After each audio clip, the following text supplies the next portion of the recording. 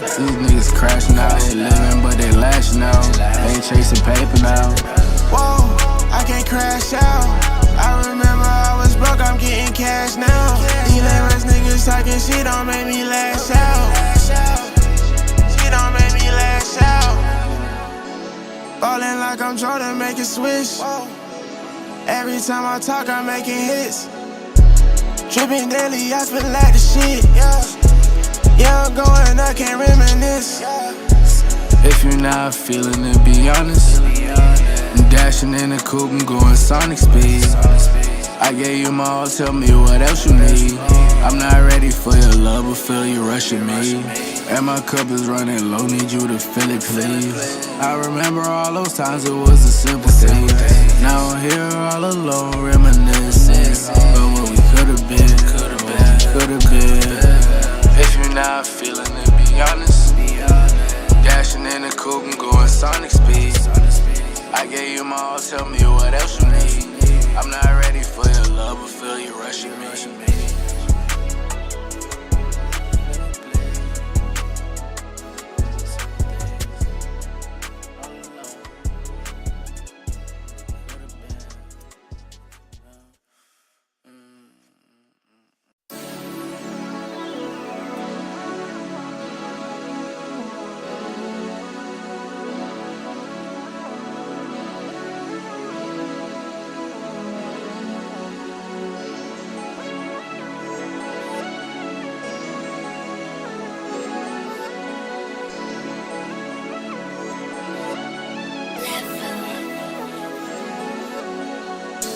If you're not feeling it, be honest. I'm dashing in the coupe, I'm going sonic speed.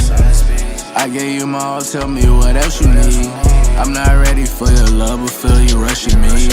And my cup is running low, need you to fill it, please. I remember all those times it was a simple thing. Now I'm here all alone, reminiscing about what we could've been, could've been. I'm on the road, drinking, driving, swearing I won't crash out. Got 12 on my ass down, still will chase the bag down. Hit the throttle, spaz out. These niggas crashing out here living, but they lashing out. They ain't chasing paper now. Whoa, I can't crash out. I remember I was broke, I'm getting cash now. These lame-ass niggas talking shit don't make me lash out. Shit don't make me lash out. Ballin' like I'm Jordan, make it swish. Every time I talk, I'm making hits. Trippin' daily, I feel like the shit. Yeah, I'm going, I can't reminisce. If you're not feeling it, be honest. I'm dashing in the coupe, I'm going sonic speed. I gave you my all, tell me what else you need. I'm not ready for your love, but feel you rushing me. And my cup is running low, need you to fill it, please. I remember all those times it was a simple thing. Now I'm here all alone, reminiscing about what we could've been, could've been. If you're not feeling it, be honest. Dashing in the coupe, I'm going sonic speed. I gave you my all, tell me what else you need. I'm not ready for your love, but feel you rushing me. Yo, what's good? I know y'all aren't expecting this on a Wednesday, but here we are. Welcome to episode 22 of the Poneglyph Podcast, where we decode the world of One Piece and anime, one poneglyph at a time. I'm your host, Jay, aka Milky Way Jay, here with my brother, my co-host, Ja. What's up, y'all? Welcome back. Man, welcome back. We got a lot to talk about this episode, and I'm excited to be here. How you feeling? Talk to us. We got a lit ass chapter. I'm lit. Yep. Real good chapter. Got some good world news to talk about. So, like I said, we will be covering anime world news in this episode, and we will also be covering chapter 1177 of One Piece, the latest manga chapter. So really a lot to talk about. I'm definitely excited for this. Oh, hold on.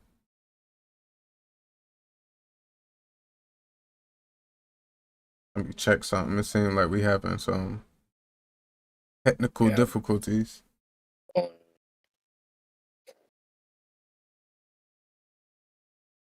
It might be good though. Oh no. Hold on, let me refresh the stream on my end.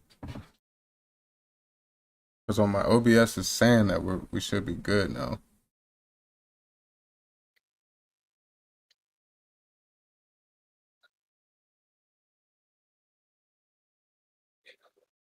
Okay, it looks better to me yeah, it looks on my fine. end.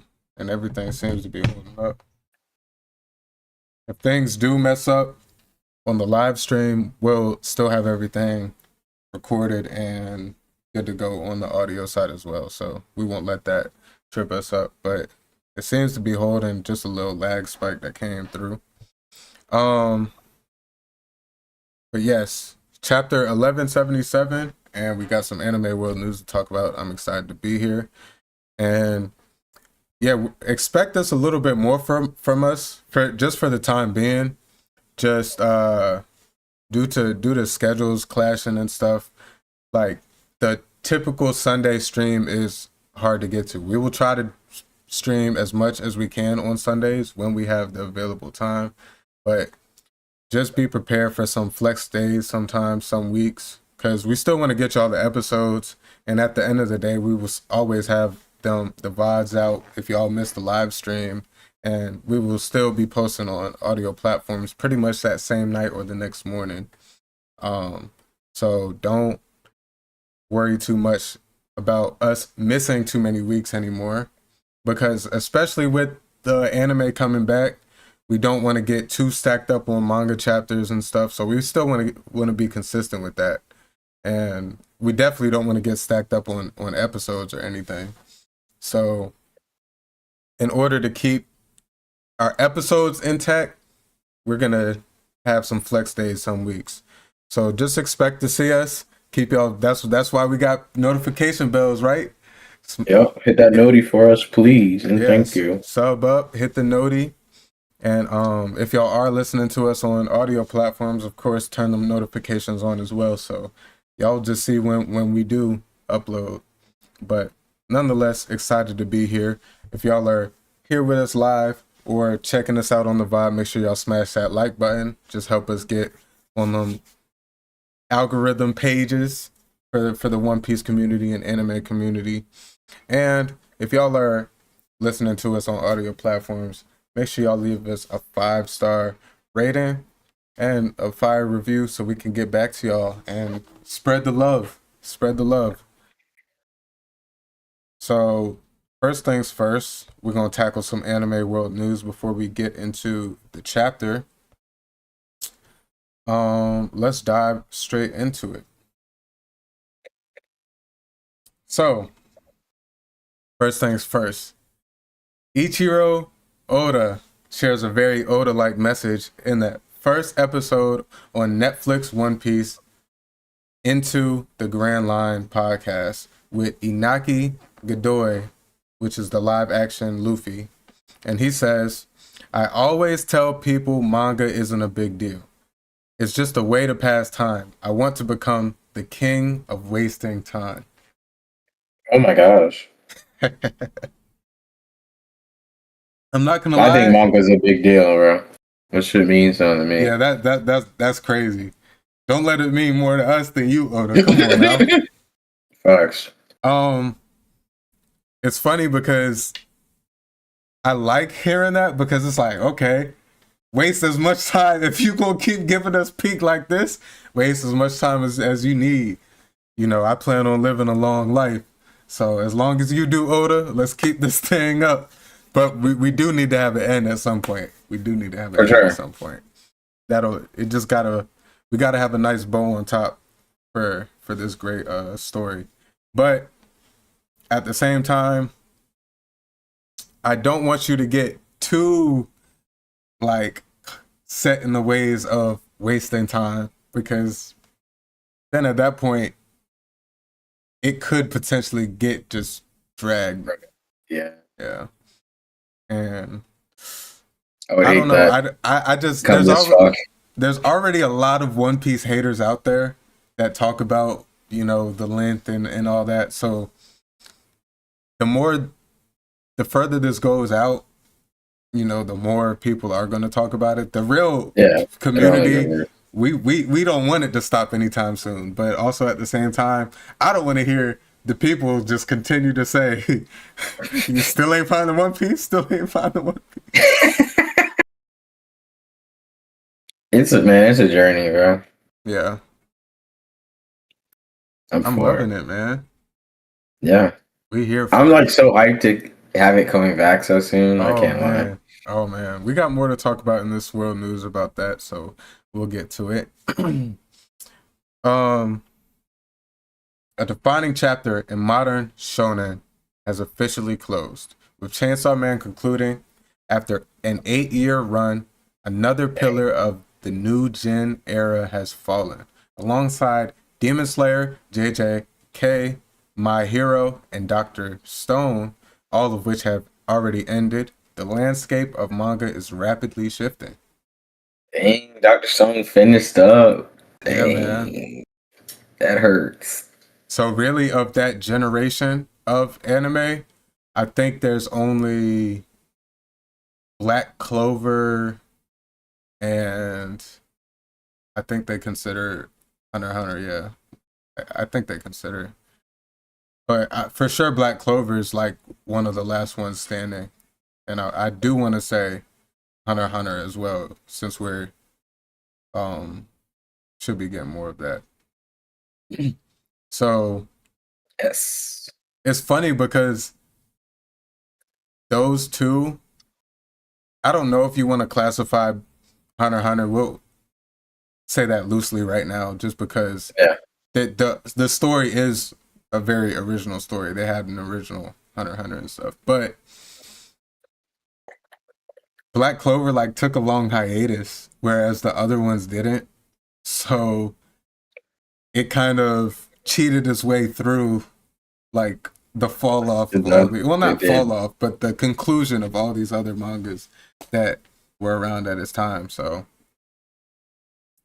it's interesting. We're definitely getting a new wave of new gen. Yeah, I don't know how I feel about new gens. Like, there's the couple that I do like, they're like already like about to end and stuff, and it's kind of, I don't know. I would like to see another big, like, I don't know, another big. We need a big anime to come out again, like JJK coming out. Like, that era was huge, dude. I'm telling you, if done right, I really, really, really can merch that Kagurabachi. Gonna be that one, bro. I think so. I think so. I hear you. My homeboy was just telling me yesterday that I need to sit down and read, bro.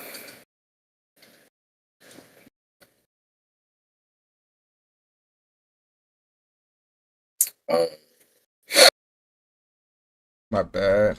I'm just testing something out in the live chat. If y'all rocking with us, come try and join the live. Catch a live sometimes. We're gonna try and have some real good interactive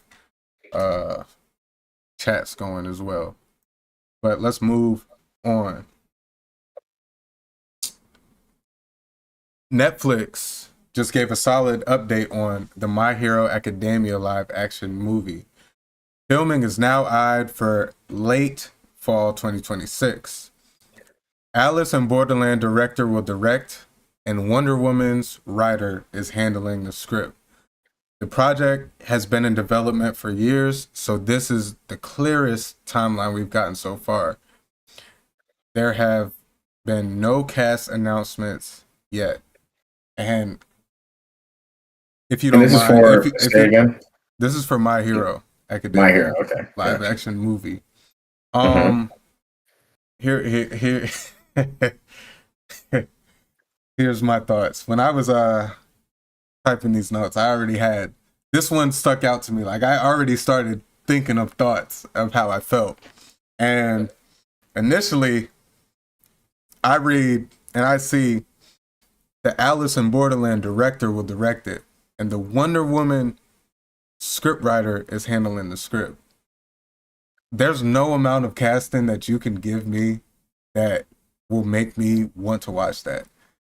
Alice in Borderland, week, 7 days. Wonder Woman, week, 7 days. Putting those together and trying to make a fire live action for an anime, I don't trust it. I just don't. There's no amount of casting that you can do, Netflix, that will make me intrigued in that. That's not a good combination for me. It's not. Alice, I'm looking at the director and the script writer, and both of those were weak. The script writer, script writer's kind of a crazy pool. I can't lie. I just started Alice in Borderland like a couple of days ago. Watched like a couple episodes. What do you think? It's interesting.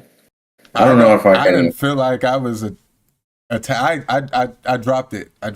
Yeah. I'm like kind of right there. We'll see. I have other motives, so yeah. Might have to see it through, but it was interesting. I've heard good things about it. We'll see as time goes on, but I feel like I can agree that there's like two kind of crazy of pools to come together for ones, at least. Yeah, true. I mean, it's not very strong, anime. I know you're not a fan. I know you're not a fan of My Hero, and I'm not gonna sit here and act like I am the biggest fan, because I sure as hell am not. But I did enjoy the totality of it. It was hard to watch in the beginning. I wasn't really invested. When Deku really started tapping into his powers, like for real, I'm like, and the series took a very dark turn. When it takes that shift, I was pretty much locked in. It was good. We started to meet some really cool characters, and then like new heroes and stuff. The villains were pretty much set throughout the, once they were set, they were pretty much set. But the build up and everything, there were some reveals, some really good, like, what's the best word? Just unexpected reveals and stuff. They really did. They really turned up.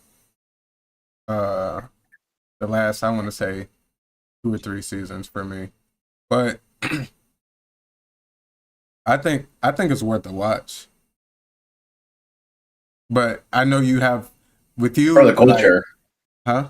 For the culture, yeah. Especially now that it's ending and stuff. Like, you don't I'm not necessarily saying start it next week, but like I think it's eventually should be turned on and watched through.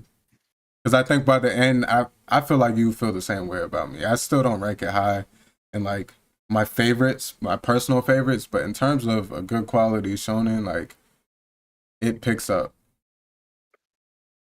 Oh, Metal Alchemist. Not bad. That's terrible. The creator behind Hunter x Hunter and Yu Yu Hakusho and the creator of Sailor Moon made a rare appearance together in Japan, which is exciting fans worldwide. And I don't know if you've seen that picture, but the Hunter x Hunter creator looks very healthy. He looks pretty good. He looked really good in the picture. Like, at some point you should go check that out, and y'all should go check that out if y'all haven't seen it. Because if y'all are Hunter x Hunter fans and y'all know like the super long hiatus, I can't even remember how many years it's been hiatus. Too damn long. Even the manga, due to health concerns of the creator, from like those scares and like us not knowing if we're getting the end of Hunter x Hunter, and then hearing that it's kind of back in the works now, and seeing this recent picture of him like looking very healthy and in good spirits, I got some good high hopes, man. Yu Yu Hakusho. Yu Yu Hakusho is a slice of life or something. Slice of life, nah. It's a OG shonen type anime. It's good. Yusuke, Spirit Gun. Yeah, Okay. it's like, and you were just talking about like you don't know how you feel about the new gens. Like that's a good OG to that. Like that's fresh. You haven't seen it before. It's not like it is some like high scaling in terms of power and stuff, but also at the same time it's pretty balanced. Um, Good moments, like good character development moment. It's a good overall show, and it's just an OG show. Definitely check it out. Very popular, but yeah, definitely. And like the fact that he made that and Hunter x Hunter, it's just like he's him. But exciting news. Definitely, he seems to be doing pretty well. All right, Dexerto reports that after Wit Studio revealed plans for a One Piece anime remake, Mr. Beast publicly offered to help fund a full Naruto anime reboot. He stressed that the remake should have modern animation, strong storytelling, and no fillers, giving new viewers a cleaner way to experience the story. I'm with it. I'm with it. I do feel like it's just hard.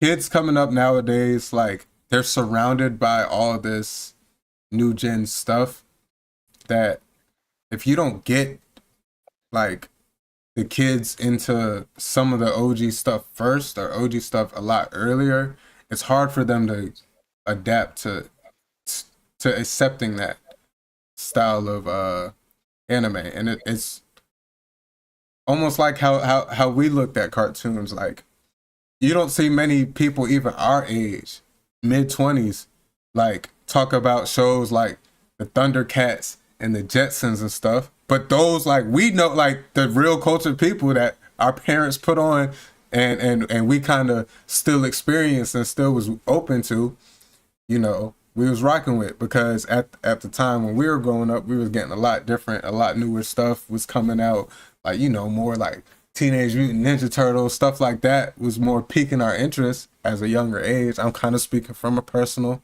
standpoint here, but not many. I know I can't speak with most of, well, I won't say most of my friends, but certain people my age about shows like that, like older classics. And I feel like it's going to be harder for, though it's a lot more of a digitalized era that we're in, I still feel like it's going to be harder for that new gen to accept that. Like, you got kids playing Fortnite at 6 years old. Like, you can never expect them to go try out Marvel Ultimate Alliance, because it's just not going to hit for them, because they're going to be like, what is this? What is this movement? Like, Yo, that was a good way to put it. I like that. you feel me though? No, that's so real. It's so even when I first started, you know, I was complaining out the ass. Even when I started One Piece, I was complaining. Too, yeah, I was like, dang, this is rough. But I knew, you know, down the line it changed, and it was perfect. Yeah, and I just feel like the further we go, even, you know, with the advancements of AI, as much as I hate to bring it up, like, it's just going to be hard for kids to look at that and look at the OG stuff and appreciate it. Whether, you know, I do feel like it takes from it because you're not getting the authentic experience. Definitely. But also at the same time, if it keeps people tapped into the story and, you know, can keep, you know, the legacy of the story itself alive, you know, and pull more fans into it, I'm with it. I support it. It's not money coming out of my pockets. And, you know, Mr. Beast got it. I would probably watch it. I would probably, like, I'm going to watch the One Piece remake just to see how it like plays through as a full. Like, when it comes out, by the time it comes out, it's probably going to be around that time for my rewatch anyway. So, Definitely. yeah, I don't know. I think if if people are willing to do it the right way, you know, no filler, modern animation, it would be cool to see like actually a full reboot, you know, getting some of these OGs. But I also don't want it to be like a trend to where like every anime anime is gonna be I feel like trying that's to get a reboot. where we're going down the pipeline right now. Yeah. Especially with like big creators like Beastie and everything. Yeah. Well, I mean, it's kind of like, yeah, and this is the second, because One Piece is the second one to do it, because Dragon Ball, they didn't redo Dragon Ball, but they pretty much redid Dragon Ball Super, if I correct, like pretty recently, or coming out soon or something like that, with their new batch of because they just announced a new extension of Dragon Ball as well that they're going to be releasing. But I think they're also doing, or they already have, I correct me if I'm wrong in the comments or something, but I'm pretty sure I've seen something to where they're already doing Dragon Ball Super. And Super's pretty recent. Like Super, I think, started airing in like, I want to say 2015. So it's barely a decade old, and they're redoing that. So, hey, I guess a reboot of Naruto, I will watch it if it came out just to see. definitely. All right. Acclaimed for its storytelling and themes by Attack on Titan creator Hajime Isayama. The dark dystopian manga Fungus and Iron is officially getting an anime adaptation. The series explores a terrifying world where a sentient parasite fungus controls human minds, turning society into a heavily militarized system ruled through fear and biological control. Hey, I will watch it. It sounds interesting. The creator of AOT is making it. So you know it's gonna be dark. You know it's gonna be there's gonna be plot twists and stuff. Mm-hmm. So, and it sounds pretty interesting. I wouldn't say like original, because mind control parasite, you know, that we've seen stuff like that plenty of times. But that's what parasite is. Parasite's a little bit different than straight up mind control. Mm-hmm. It's like parasite was more so, I don't know, controls human minds. So I mean, it could be similar, because I guess you would say in Parasite they just pretty much used the human as a host, like the host, but the human was like wasn't making conscious decisions most of the time, except the main character. He kind of bonded with his parasite, but most of the other parasites pretty much took over the actual and used the body as a host. I don't know if this is the same, or if this is just like the parasites influencing all of our thoughts. But it sounds very interesting. Yeah, turning society into a heavily militarized system. Yeah, like, that sounds interesting. It could biological be, control. It could be interesting. That could be something. It's like Kenjaku a little bit. Mm. Have you No. What you think I'm Nah, I can't. Read the manga? No. Oh. Yeah, slow down. See? Have you started the Darwin incident? No, I haven't caught it yet. I have not. It's interesting, bro. It's like a different type of anime. But what is it on again? Gotcha. This is a. If you know, you know. If y'all are watching the Darwin incident, it's pretty good, bro. I've been watching every week. I catch myself just turning it on at some point and just watching the episode. I'd be locked in. My dog Charlie is lit. Shout out my dog Charlie. Yeah. But that show does sound pretty interesting, and hey, I'll check it out. I'm not gonna read the manga though. Maybe not read it, but I may read like a chapter. Like I found that to be like with hype stuff. I found that to be a good method for me. I started with the physical copy of Solo Leveling. I didn't even know what Solo Leveling was. I seen it. I seen it online. Then I happened to walk past it in the store. I just bought it, the physical copy. I read it before the anime dropped, and it got me hooked. So like this could do the same. Like if I could pull it up and just read a chapter, and I'm like, hey, this might be something. Like Kagurabashi, I have not been keeping up on like reading. I read the first like 25 to 30 chapters, and then I just kind of slowly fell off of it. Not like because I lost interest. I just been busy and stuff. But Yeah.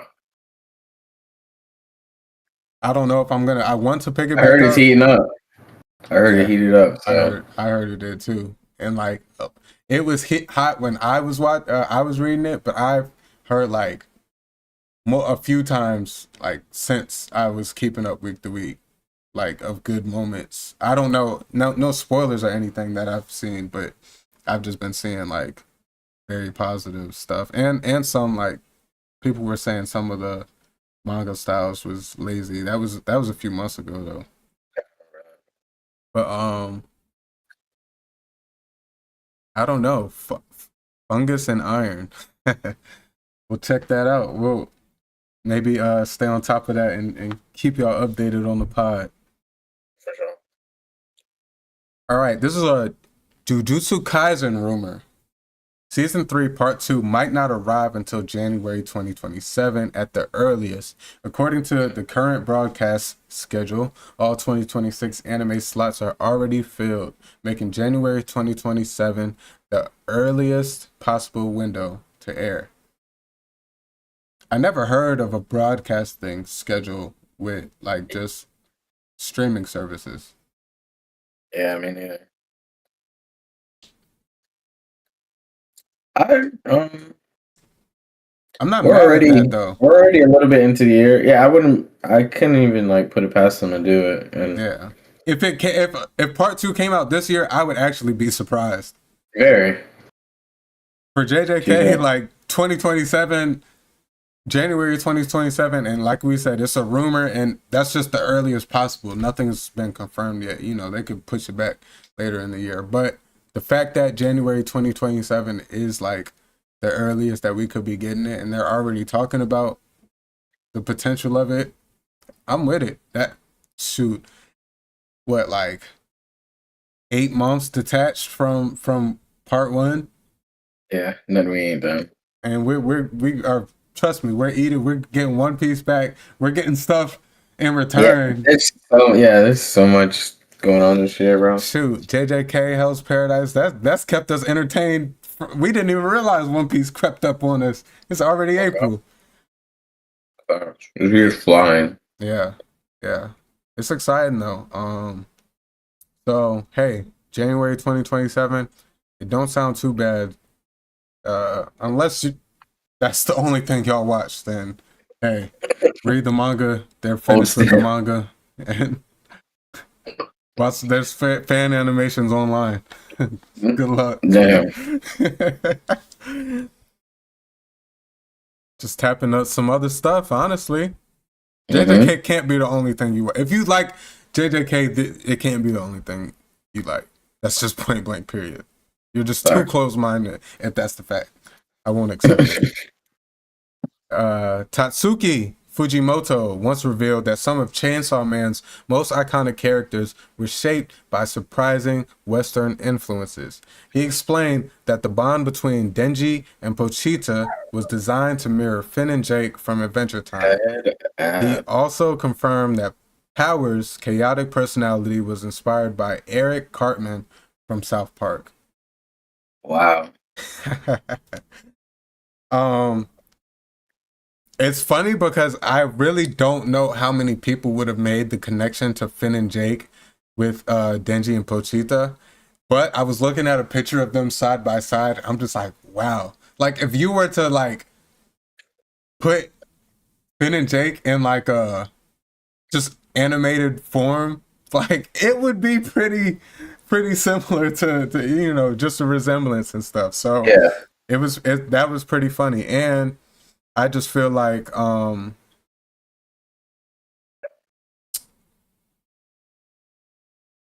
don't know. I personally love Finn and Jake, and I've loved Chainsaw Man thus far. So seeing that was an inspiration for them. Pretty cool. Pretty cool. Yeah. Power's chaotic. Hmm? What is that? No, her chaotic personality.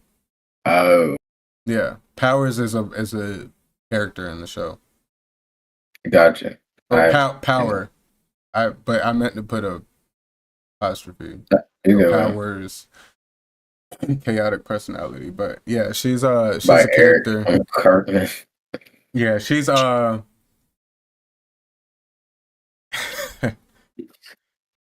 not even like I haven't watched too much of South Park, so I don't even know. Isn't that like the main kid? I don't know. I don't know all of I their think names. so.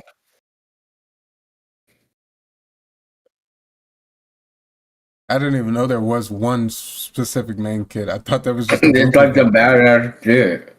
I thought there was a group of them. They were all bad. There's a group, but it's like that's like the iconic one that everybody would know. Just the The blue beanie kid with the I'm not familiar with South the red Park, suit. I don't know. Yeah, But that's funny. I do know, like, I've seen South Park episodes, so I do know, like, just the general personality of the group. I just don't know the specific ones. But Maybe yeah, Western influence. yeah, it's just cool for them to admit, because I do feel like America, we're the land of stealing stuff from everyone. So, and I don't, we do give credit a lot, but there are a lot of times where we don't give credit. So it's cool to see us receive credit for some of the stuff that, is pretty influential in our culture alone, for it to have this reach all the way. And it'd be animated stuff too. Yeah. The fact that, American cartoons still can appeal to, Japanese or I mean, not even just Japanese, but just a lot of other cultures in general. Facts. Pretty cool.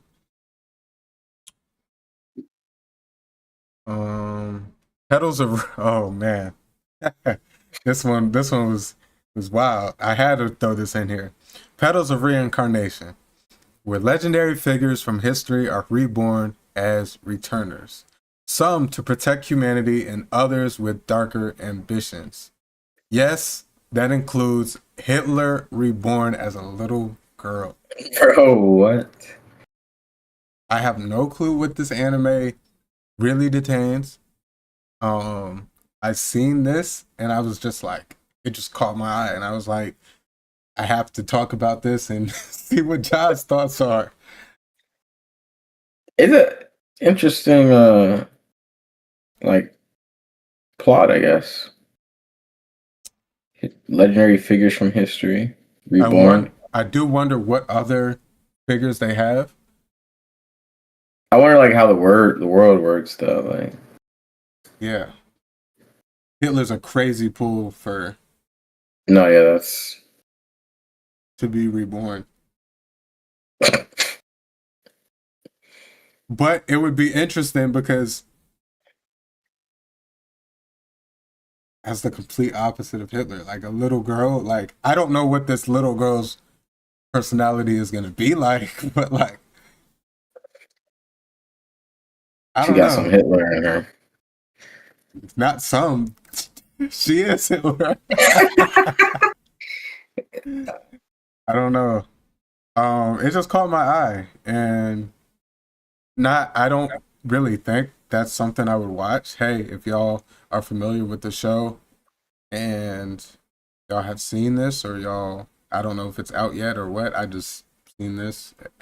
If y'all are a little bit more familiar with it, leave us a comment. Inform us. Yeah. Who all returns? Yeah. And what is Hitler like? Yeah, let us Badass know. shit. Zoro's live action Oh, actor brother. trained for 7 days a week, 3 hours per session while preparing for season 2. I heard the old brother. You really not You put rocking that with that work? live action, huh? Bro, I put it on the other day. It's so cringe, bro. And I don't feel like they're telling the story right, bro. They're just going too fast, bro. That was too fast. I can't win. I don't complain about no pacing, bro. They're flying though. They're flying. They have to though.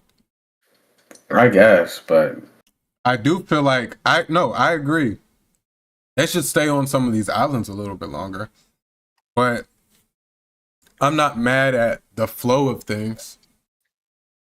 I recently I watched because I was halfway done with season 1, so I've pretty much rewatched everything and watched all of season 2 within like a few days. I just sat there and watched it.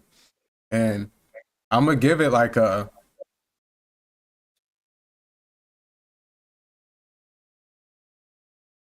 7.8. wow.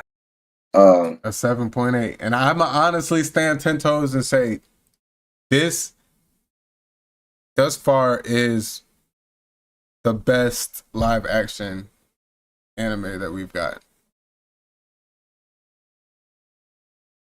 The casting has been pretty good throughout the whole thing. Oda is very hands-on with it. It doesn't seem like it. The way it's flowing, I'm like, this Roger didn't even get his words off. That really pissed me off. In the first, what was that, the first episode or something? Yeah. Roger didn't get his words off. They cut him off with his whole speech. Man, that hurt me, man. Yeah, it's they portray things a little bit different. Like Bardo is in Logtown. But in canon he was there. They just kind of introduce it early. They show they just kind of like, I liked what they did with certain things. They just made it more realistic to like, okay, these people were around. Certain people got cameos. Like Sabo got a cameo because when Dragon returned to his ship, he was just in the back. Like Sabo was just in the background. You didn't see Sabo's full character, but you can see his fit and stuff, and like you can see his Sabo. And like Bardo, like he did have like 1 or 2 run-ins with Luffy in Logtown, and then he witnessed the moment where Luffy was saved before he was executed and stuff. And like that was the moment where in canon where Bardo like became a Luffy fan and stuff. So like they just kind of sprinkle in little stuff like that where they show things that like Dorian Bragi mentioned Nika, but they were just like talking to him, like talking about the sun god. They weren't like they mentioned it. Is there Nika? Mm-hmm.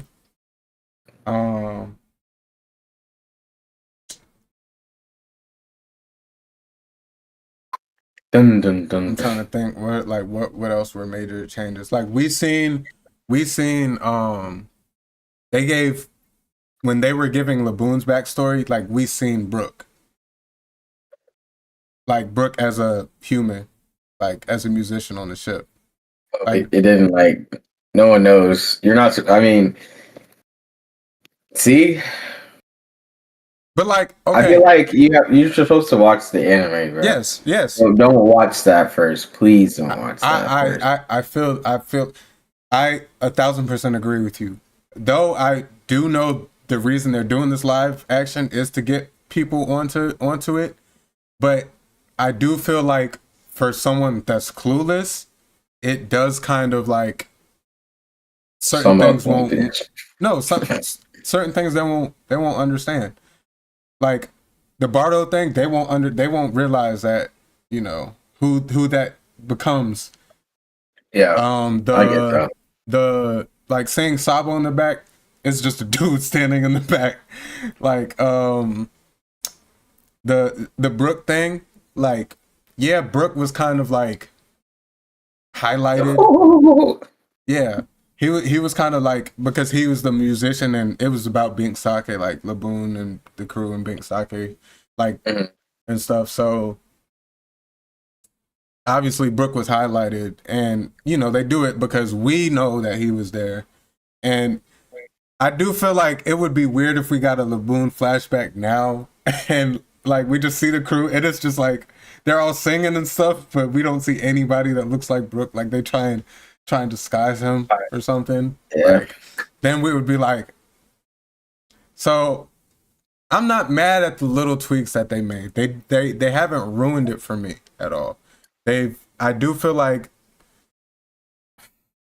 to a certain extent we have to accept that things in a live action have to just be more human like, as much as we want it to be as cartoony and silly as One Piece is. Like the point of a live action is to have the human feel to it, and I do feel like it gives us that. We still get the crazy moves, the crazy environments, the crazy interactions, the crazy people that you meet and stuff. But it gives you a little bit of a perspective on how it would look if we're in the world of One Piece. And I do like that. I do like that because they're not portraying it in a bad light. In my opinion, it's not bad. There are some cringy things. There are some corny things about it. I'm not doubting that. And there's some things that I dislike about it. Like certain characters, I feel like they didn't cast well. And overall, I feel like the casting was pretty solid. I do feel like Roger, they should. Boy. You said who? That Roger was not it, bro. I'm not mad at the Roger. You're not mad at the Roger? I'm furious, bro. They could have did a little better on that one. I wasn't too mad at it. I feel like I was more mad at the Garp than the. They making these. Garp is like a main. That was the main thing I didn't like. Garp was like a main in the East Blue. He was like the main antagonist of it. Like he was pretty much pursuing Luffy throughout the whole time. Like Smoker was still involved, had his role and stuff, and still is. But like Garp was just following him and catching up with him every now and then and having his run-ins. That's the only thing I wasn't really like, because they showed a lot of Kobe and Helmeppo like changing under Garp. I did kind of like that because you see that because Kobe has one of the fastest glow ups in the show, and you're kind of seeing it happen in real time, like right when he gets on Garp's crew, like how much Garp is changing them. So I do like that aspect, but I was just like, oh my god, almost every episode right now, like Garp's on their ass or Garp's close by trying to figure out what they got going on. I think you should power through it.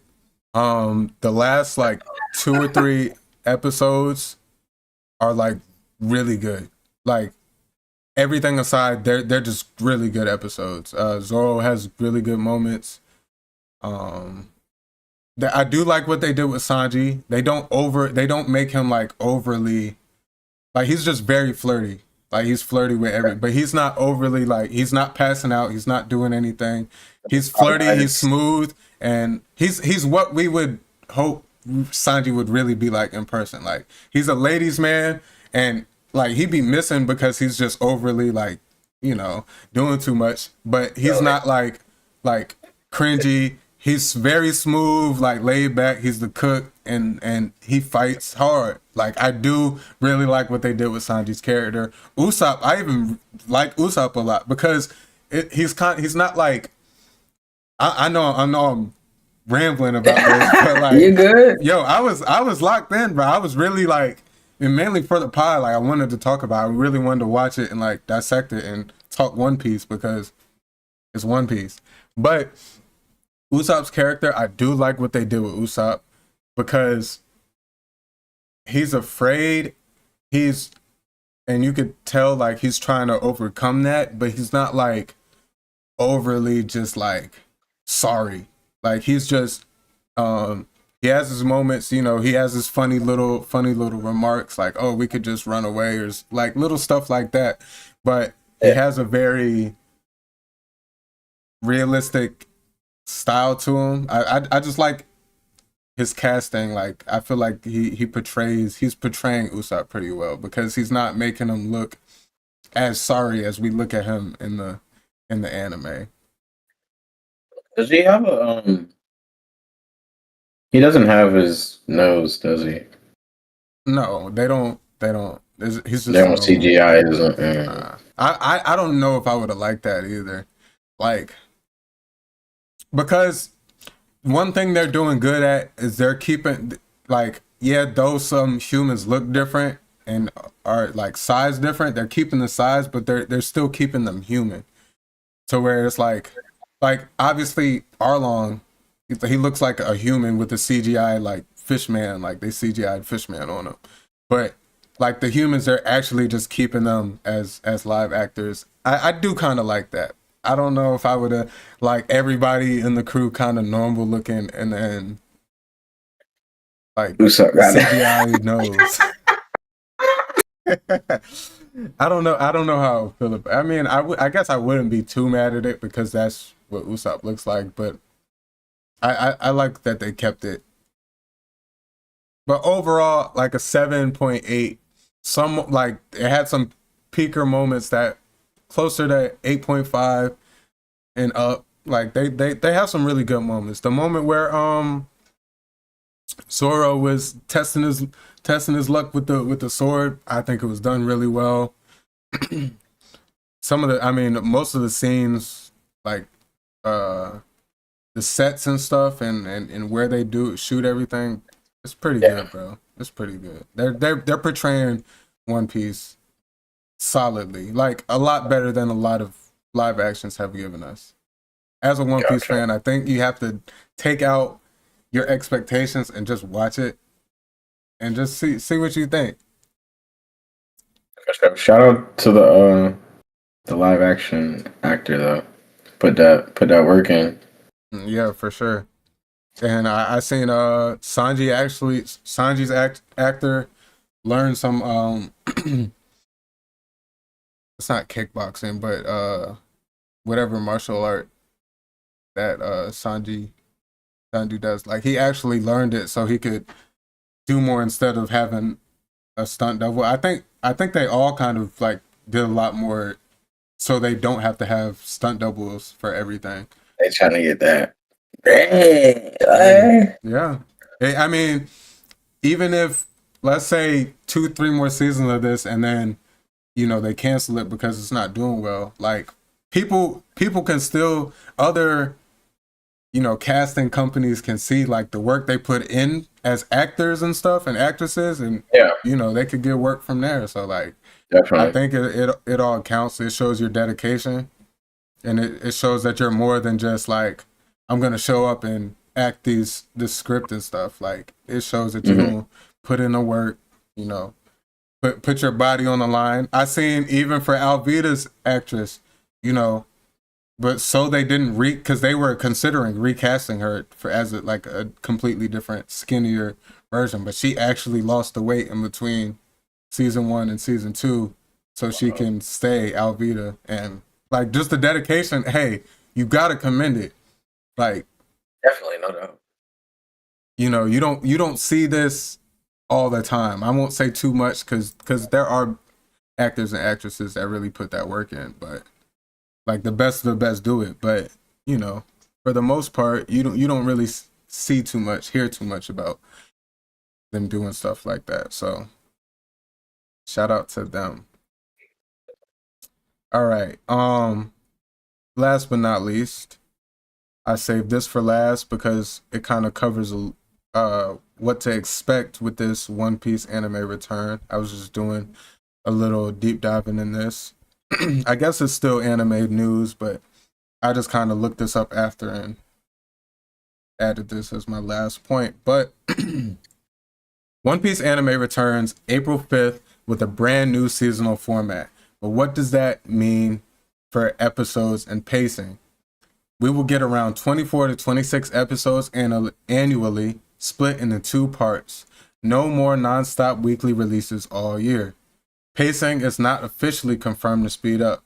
The current report suggests that it may still be approximately 1 chapter per episode. The popular 2 to 3 chapter per episode idea is not yet confirmed.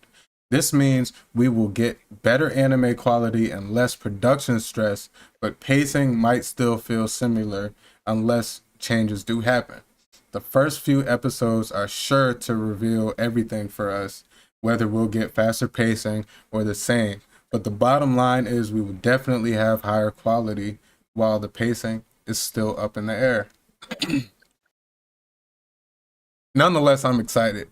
And, yeah, like, you know, we've covered over the past few episodes and stuff, well, really since we've been on break these past few months, just the meetings and that all these teams are having and some of the behind the scenes work that they're all putting in, you know, all hands on deck to make this Elbaph arc really what it's supposed to be.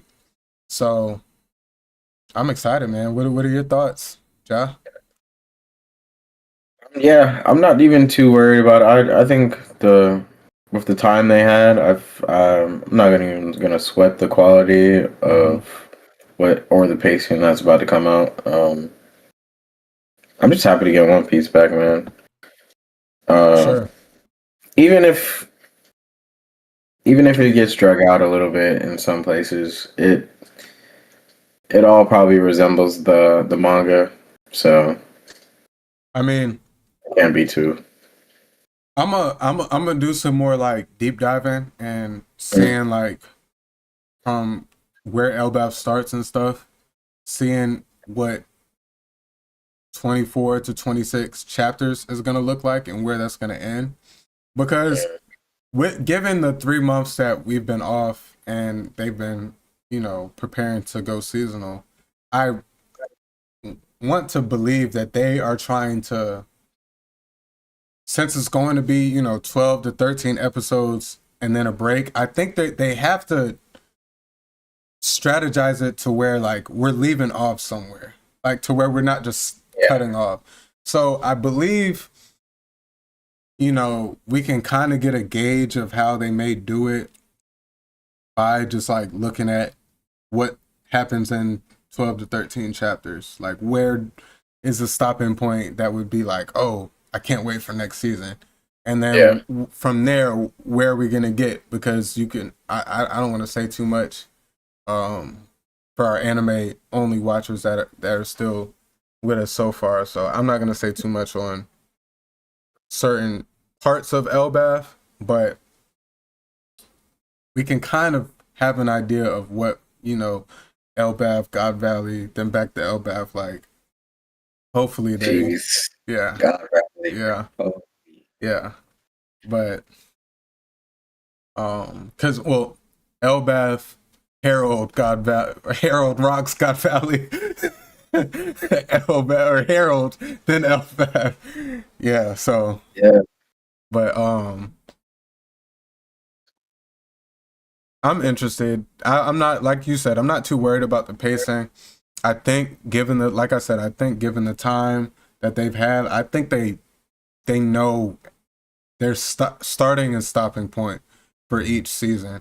And I trust that to where like we're not going to have wasted episodes pretty much. I at least have that hope out there that, you know, I don't think we're going to have any episodes where we're like, well, nothing really happened. They were just kind of standing around in the same place. Like, there are going to be those episodes, you know, because there are moments where people are telling stories and telling times of the past where they're actually in one spot for some time. Yeah, some time. But over the course, I think we should move pretty smoothly through the arc. And it should feel like, you know, an actual seasonal anime experience should feel. You know, you kind of lose One Piece has been doing it for years, so I'm not really saying lose, but you see how even Boruto, we're just going to use that as an example because Naruto wasn't like this, but Boruto was. So Naruto came out in chunks, but Boruto, they just started releasing episodes every week, and they dropped the ball. They had to stop in order to, get themselves together. And now, Boruto's supposedly going to be heating up, and what we're going to be getting is going to be top quality. So I kind of feel like that's a trend when you're going weekly and weekly and weekly for just months and months on end. You just kind of are so stuck in that rotation that you just feel like you have to have an episode out next week. Have to have an episode. So it may just be like 75% of a chapter this week, a full chapter next week. Like that's kind of how, but now they have time to structure it and really put it together to where we're moving and flowing through it. Yeah. Excited, man. I'm excited, yeah. Excited to be back here with y'all watching them live. Bro, Man. And it's great for us because we know what to expect. We just finally get to see it animated. And for y'all anime-only watchers, like, y'all don't know what to expect. There is I know there's a lot of hype around Elbaph that y'all have been hearing in the community, but, like, y'all don't know what to expect, and it'll still probably exceed that. Like, Elbaph is forming into a potential top 3. It's definitely probably top 5 art right now. Definitely already. I mean, with the backstory alone, like, but I try to detach a little bit of the backstory, a little bit. Like, Wano gets boosted up a little bit because of Oden's backstory for me. Like, if Oden's backstory wasn't in Wano, I would be like, besides Oniganshima, like, it was pretty all right. But Elbaph, even if you take out God Valley, like, we're getting some climax moments. But just with the fact that God Valley is in Elbaph, and each arc we get a major flashback on a major character in some way, shape, or form. So, like, this one, top. One of them ones for sure. Yeah. But shoot, that's perfect. We right around our hour mark. So let's finish. That was the last of our Anime World News segment. If y'all are here live with us, make sure y'all smash that live button. If y'all are catching us and y'all are new to the channel, show love, subscribe, join the community, the PNG community, the Poneglyph Podcast community. And if y'all are catching us on the audio platforms, make sure y'all leave a 5-star rating. We appreciate y'all. Y'all listening to us on the go, on the road, at work, whatever you doing. You got your AirPods in and you listening to the podcast. Much love, much love, much love. Give us a 5-star rating over there and drop a review wherever y'all listening to us at so we can know y'all rocking with us. But let's greatly appreciate it. For sure. Let's roll into our Manga Mania segment. Woo. Chapter 1177, titled Furious. Ja, how you feeling? Feeling great, bro. Going into this chapter. Action packed. I know we don't do spoilers on here, but next week is also peak, boy. So sit tight, everybody. The way this ends, it better be. Yeah, we're here. You see the title of this episode. Elbaph is at its peak. I mean that. Y'all, when I tell y'all I was typing on the summary, I really sat there. I had one phone in this hand, and I'm sitting there reading the chapter and typing it out so I can get a good, like, summary, because I just want to. There's some moments that I do want to capture in the original, like, overview that I feel like I skip over. And then when Ja and I go through the chapter, page by page, it'll be a little bit more we can point out more specific moments, especially for myself. But so bear with me. It's not too long. I just covered majority of I covered the chapter, but it's not too long. So let's get straight into it. All right. So first, we can discuss this before we get into the chapter. You want to discuss this? Cover art page, the reader request. Robert planted flowers in a bed dug up by moles by Miss Fuji. Miss Fuji. Don't got much here. Yeah. Robin. I do. This brings me straight back to Usopp and Chopper's fight with what was that, Alabasta? Mm-hmm. Oh, with the mole. The mole lady and the bat boy and the dog. Dog gun. Yeah, they look just like her, so I assume that's where the art came from. We also got that mole in the back with a straw hat and a giant hammer. So. Good catch. Okay. Yeah. Oh, look at that. Also, I did not even peep that. The hands of Robin, the other hands that are holding up those radishes or whatever. Mm-hmm.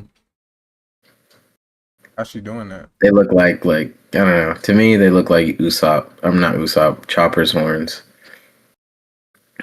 Oh, okay. I was more confused on how she was doing it if she ain't crossing her arms. Come on now. She leveling up. She leveling up. Come on now, Robin. All right, Robin. Robin got some feats in the cover page. Yes, sir. I was trying to make out what this was up here in the window. I didn't know if that was anything I was like overlooking. I was trying to make something out of it, but I can't really make that out. But that's Emu. All right, so let's dive into this chapter. Chapter 1177, Furious. All right, at the Western Village, the giant adults scrambled to bring their children and the injured inside their homes, while Colon and other children became excited over the impending action. The Domi Reversied members of the giant warrior pirates try to convince their now freed captains, Dory and Bragi, to rejoin them, stating that they are now bestowed with strength, immortality, as well as being liberated from viewing anything as evil. One of the giants attacked Dory using his trident, which destroyed his shield and pierced his forearm. Enraged by their wounds, Dory, Bragi, as well as Hajuden and Stanson tell the demons to be ashamed of themselves for submitting to evil as they prepare to fight back. Meanwhile, at the elevator area where Chopper monitors the injured Gaban, Kashi is being cornered by a pair of Reversied giants who taunt him while also trying to convince him to join them. As Chopper urged Kashi to retaliate, he is unable to bring himself to harm his old friend. Back at the Western Village, Brogy confronts the demonized Gantonio and vent out his anger against him for always taking too much of his food by cutting him in half. This is followed by Dory, Hajruden, Stanson, and Zoro, who each cut down the giants with ease. On the other hand, Kashi is about to be attacked by the Reversied giant as Chopper urged him to escape, but Kashi is unable to bring himself to do it. As Gaban is about to retaliate, Chopper consumes a rumble ball and transforms into the monster point to punch one of the Domi Reversied giants. While the punch seemingly dealt no physical damage, it did somehow drive the demon away, reversing the Domi Reversi process and restored the giant back to normal. This unexpected outcome puzzled both Chopper and Kashi, who wondered what just happened. Near the Owl Library, Nami fed Zeus, while Killingham, now reduced to only his head after battle with the Straw Hats, continued to threaten them with harsh retribution for defying him. Jinbei comments on how Killingham's audacity, despite his current condition, as he continues to express his disgust for the fishmen. Frankie suggests locking Killingham's dissected body parts inside boxes so that it will be unable to reattach, while Sanji expressed his surprise on how unexpectedly weak a God's Knight member were, as he thinks of ways to permanently kill one. Frankie quips that all of this seemed easy because everyone became stronger ever since Luffy became a Yonko. To which Sanji responds that he hopes that was the case, although the idea of a powerful nation like Elbaph being brought down to his knees by such weak people enrages Sanji even more. Overhearing the conversation, Killingham tells the Straw Hats to enjoy insulting him while they can, before being silenced by Jinbei, who warns his crewmates that there is still one more member of the Knights that were still unharmed by the ongoing battle, and that they should not take them lightly. Just as Nami ordered Zeus to extinguish fire across Elbaph, Luffy and Loki reunite with the group as they are done with decimating Killingham's MMAs.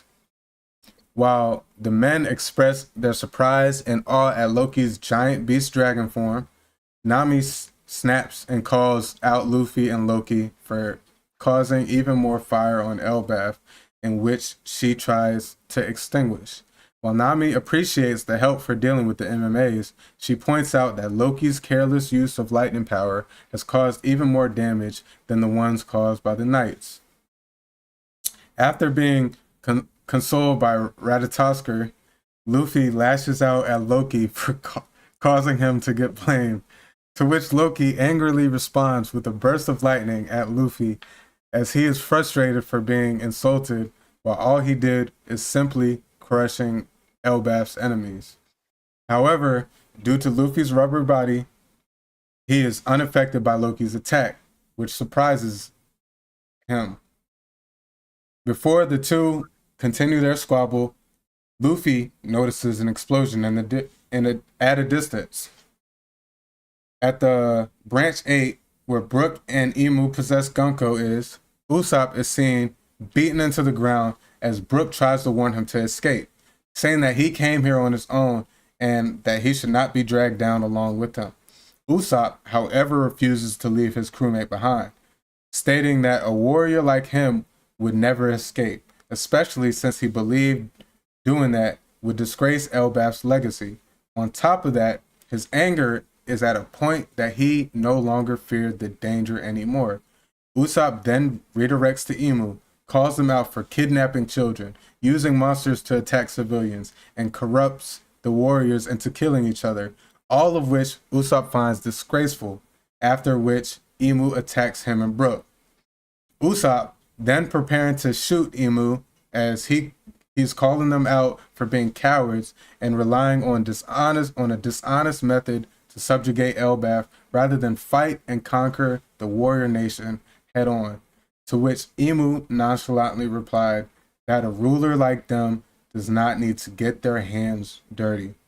Just as Usopp is about to fire Skull Blast Grass at Emu, they quickly close the distance and urges Usopp to fire the shot at point blank range.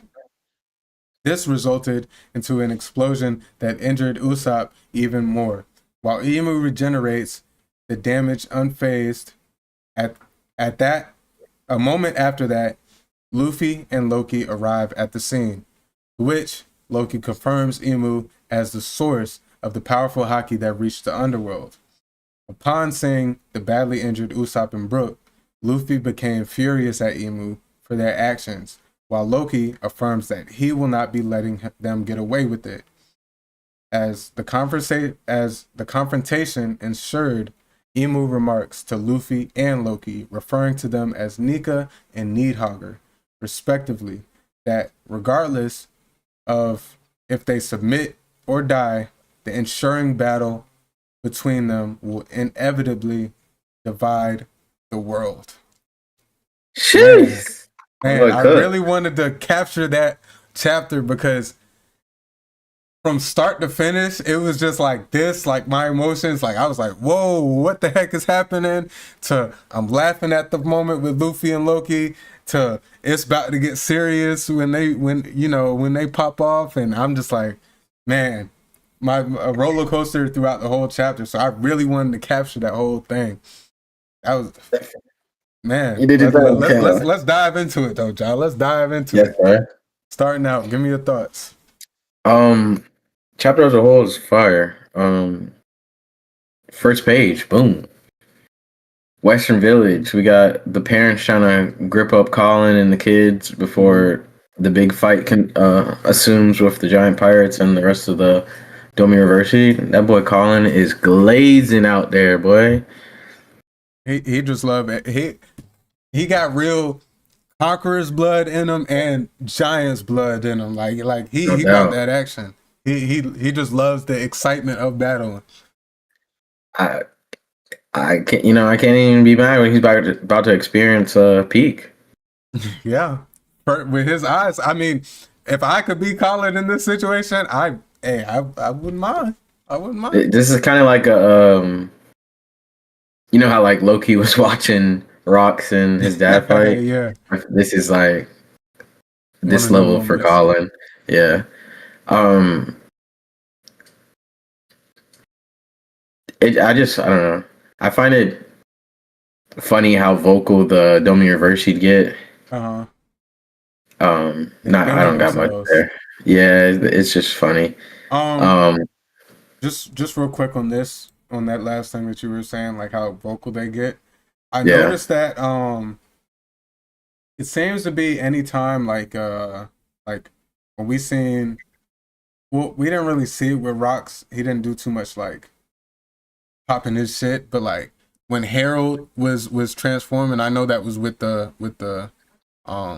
mark, but just with when he was doing that, just like he started to get that above, bigger than life attitude. Like I'm higher than you. You should join me because this immortality gives me, and that I'm seeing the same thing with these giants, and I just think it could be something to do with, like we kind of see that with majority of celestial dragons, holy knights, all of them. They kind of just that's a good way to look at it. Yeah, they kind of get that. We're holier than you, we're better than you kind of attitude. And then we kind of see that when they transform into these demonized figures, that they kind of get that same type of.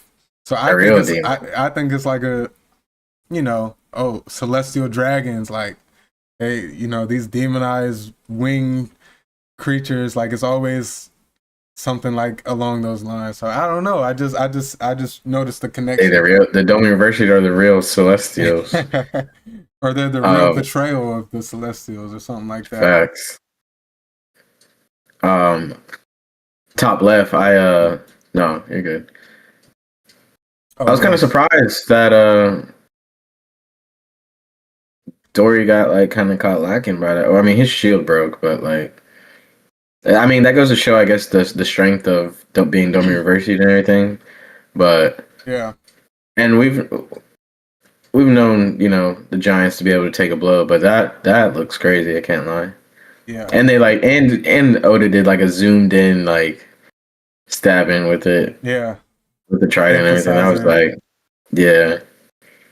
I think it was well, I heard something where people were talking about maybe Dory was holding back a little bit, but I kind of had a little bit of a contradiction because in the last chapter at the end they were like, oh, so we can just go all out, and they were all, when they all had their lineup, their one-liners. So like it was like, okay, yeah, maybe he's not trying to, like, he wasn't really focusing on his defense. He was just more so just getting that in the way. which I thought was like interesting, but I wasn't really too sold on that because I'm like, they do know they can, like they did kind of say they can go all out, and that's the way in defeating them. But, Yeah. I did think it was interesting, like to think about maybe, like he wasn't putting his all into blocking, like because I feel like infusing some sort of hockey or something would, your shield wouldn't just break like that. So I don't know.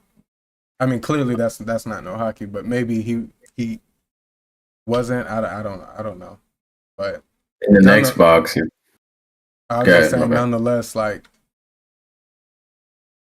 that looked like it would hurt. no, definitely. I'm still my bad. Him like popping his shit to the dumb university, that was kind of crazy. I can't lie. Mm-hmm. Like, look at you submit to your new master. Boy, you was just about to do the same thing, bro. What? Like, come on, dog. You ain't had to go that crazy on them. Yeah.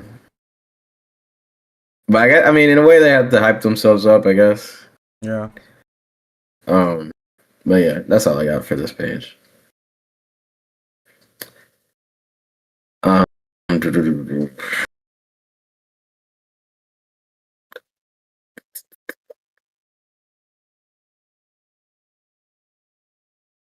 don't really have much for the right side, but yeah, I don't.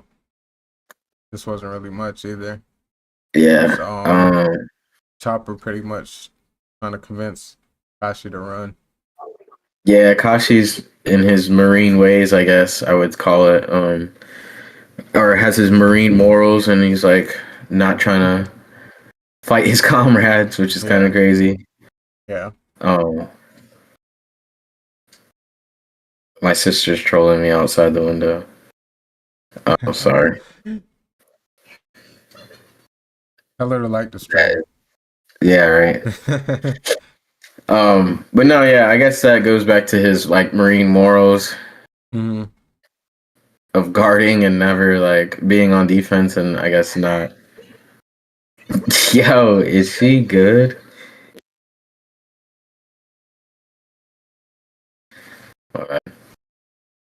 What do you think about this left page with Brogy?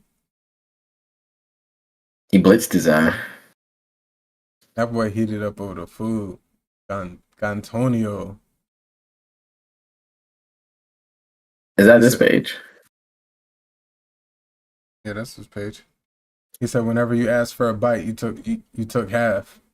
And he cut him in half. Oh yeah.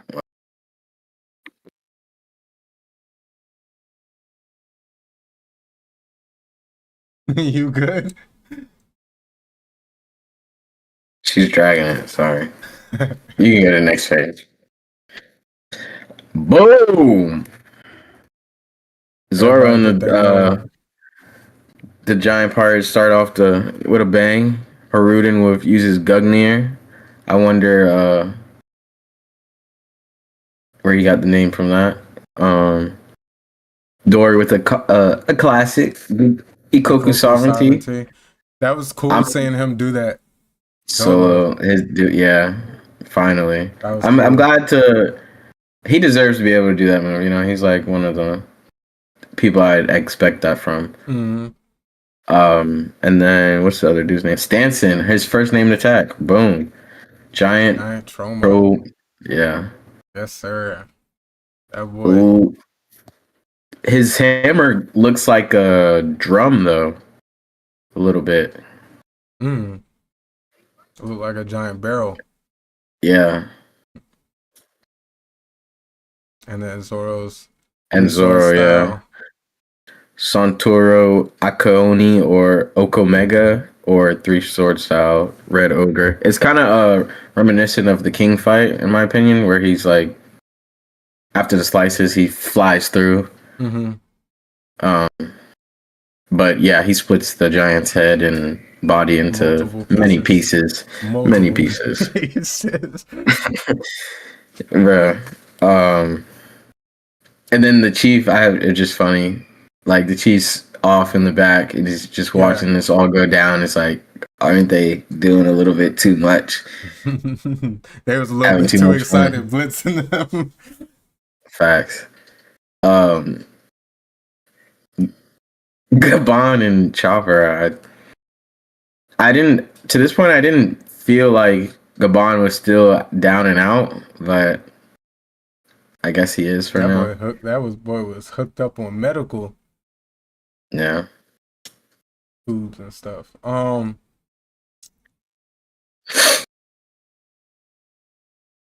think it was like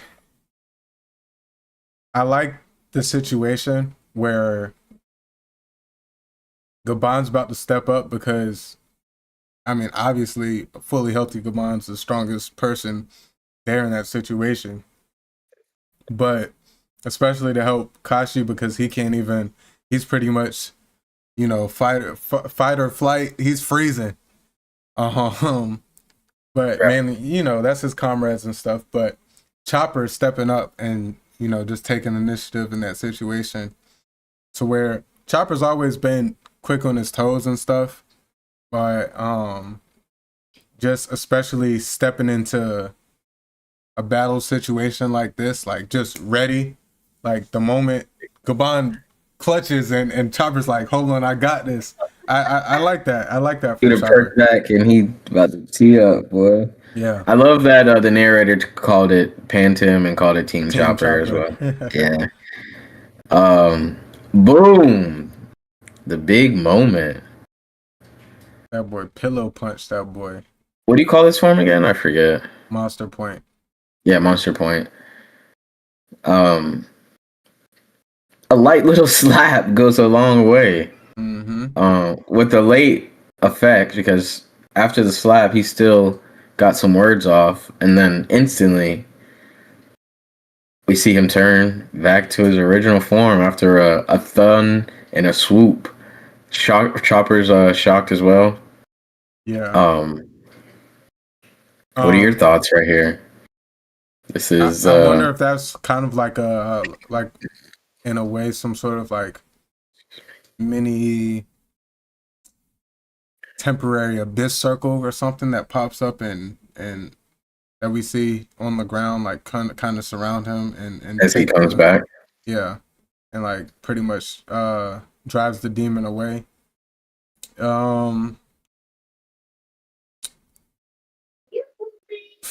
mean, I'm just as shocked as Chopper in this panel, like when that happened, especially because Oda made sure to like note that the attack didn't physically do nothing to him, because he could have just gave us the slap, he hits the ground, and then the Domi Reversi goes away, but like.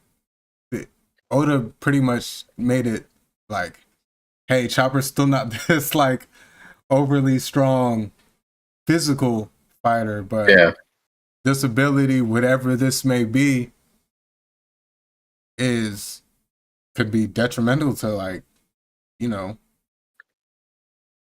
who has a secret weapon almost like. I hope this gets reported to the crew that this happens later.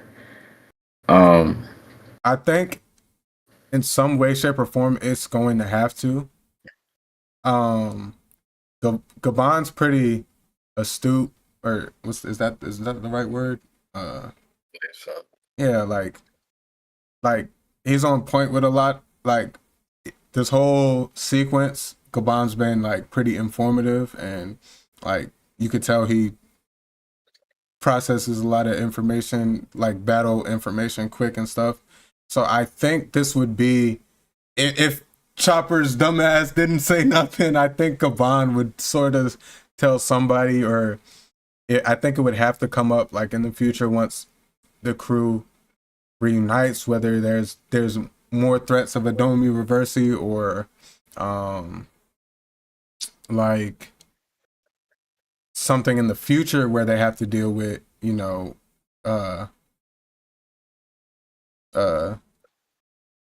a mark or like a covenant mark, or Adomi Reversi where they're all together and Chopper's like, oh, I remember that one time. Like, even if it's like that, I do hope everyone knows and gets to learn about this. But we're gonna have to learn about the truth of Chopper's devil fruit. Yeah, I think this is. I feel like this is leaning towards the first reveal of, as speculated for a very long time, that Chopper's human fruit is probably has is it something well stronger than a regular reindeer eating a human fruit. Quick mini theory, real quick. I saw this on TikTok. Okay. It's about Chopper. And it's about Chopper. It's kind of headcanon a little bit, but I just still want to address it. Mm-hmm. I'm listening. I'm just grabbing. The reason you're good. The reason for Blackbeard going to Drum Island was possibly secretly looking for Chopper's fruit. Maybe it could be, as speculated very highly, something to do with the forest god. There in other folklore, there's a forest god that like is a reindeer with that certain antlers that it has. I forget what like religion or cultural background is from, but it's depicted with very similar antlers around the couple cultures or whatever. Mm-hmm. And possibly what Hero Luke, like his master, basically his father figure. What was his name again? Dr. Hero Luke. Is it Hero Luke? Okay, yeah. Mm-hmm. Was like looking for like the cure for all diseases. Mm-hmm. Might be like something to do with Chopper's fruit. Okay, I like that. And maybe possibly Rox knew that as well. Like to counter the Domi Reversi. Yeah. Yeah. So yeah, because we do know when Rox went to God Valley, he wasn't. Even his wife had told him, what was her name? Iris? No. Yeah. Eris. Eris, that was his wife, right? What was Harjudan's mom is Ygritte? Or Esh. No. No, that's Loki's mom. Ida. Yeah, so Eris was Rock's wife, but even she mentioned like, you weren't prepared to fight them yet. You weren't prepared to like take this on yet. Run too. And he was like, no, I gotta fight. So, we don't fully know what his preparations were. We do know that it's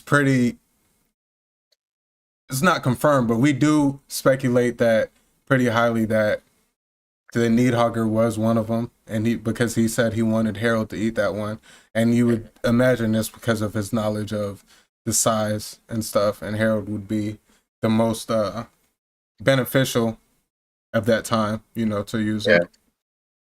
But this fruit potentially being a fruit, which I would be interested if he gave it to a human, like what would the fruit specifically do? But I mean, I guess similar to like Luffy, Sengoku, they're all Hito users, and every Hito, mythical zone fruit, like ancient mythical zone, whatever you would want to call their specific fruits, have god forms, like Sengoku and Luffy. So Topper being the one who has no specific form, doesn't really have anything specific to his devil fruit from what we've seen besides this potential reveal. It's safe to say that he has some sort of god fruit. I mean, it supports the forest god speculations a little bit stronger. I also want to touch on the little bit I said about Hero Luke and Chopper's fruit.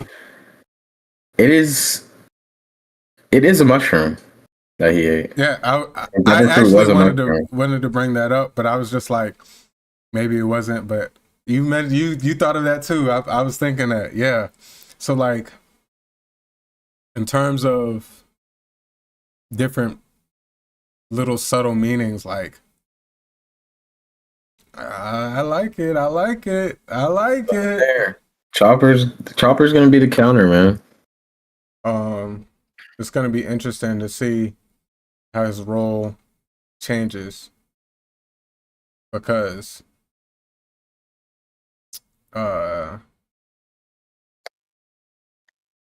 yeah, I mean, it's just good to see Chopper get a little bit of a importance boost, because his role is always top 3 because his role as a doctor.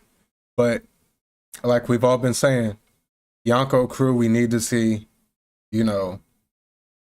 pretty much everybody on the crew needs to be vice admiral or stronger. Like, in order to really be the king of the pirates crew, you would at least need even your bottom tiers to be able to hold their own in any sort of situation. So the fact that Chopper was able to pop up and do this, huge reveal, and really exciting for his character. I'm glad to see that the community we've been asking for a lot of crewmate upscales, and we've been getting them chapters in a row. Even Brooke, he's leaning towards learning more about Brooke. Frankie gets a big upgrade. Chopper gets a big upgrade. We see a little bit of Jinbei feat, see a good Sanji feat here and there, Zoro doing Zoro things. We see even that back here, or no, we didn't get to it yet. But even when we see Zeus later on, like, you see that he's like holding a bigger forms, like pretty casually now. Yeah, it's just good to see that we're starting to see the whole of a Yonko crew. We'll get into more because Frankie makes that comment later. But on to the Owl Library. Give me your thoughts over here. I mean, I love when the narrator pans to new pans and it does like the out zoom thing. This is gonna be incredible. Yeah, this is gonna be incredible seeing this, bro. Yeah, man. That's Zeus in the back, all huge, getting fed by Nami. Black balls. Yo.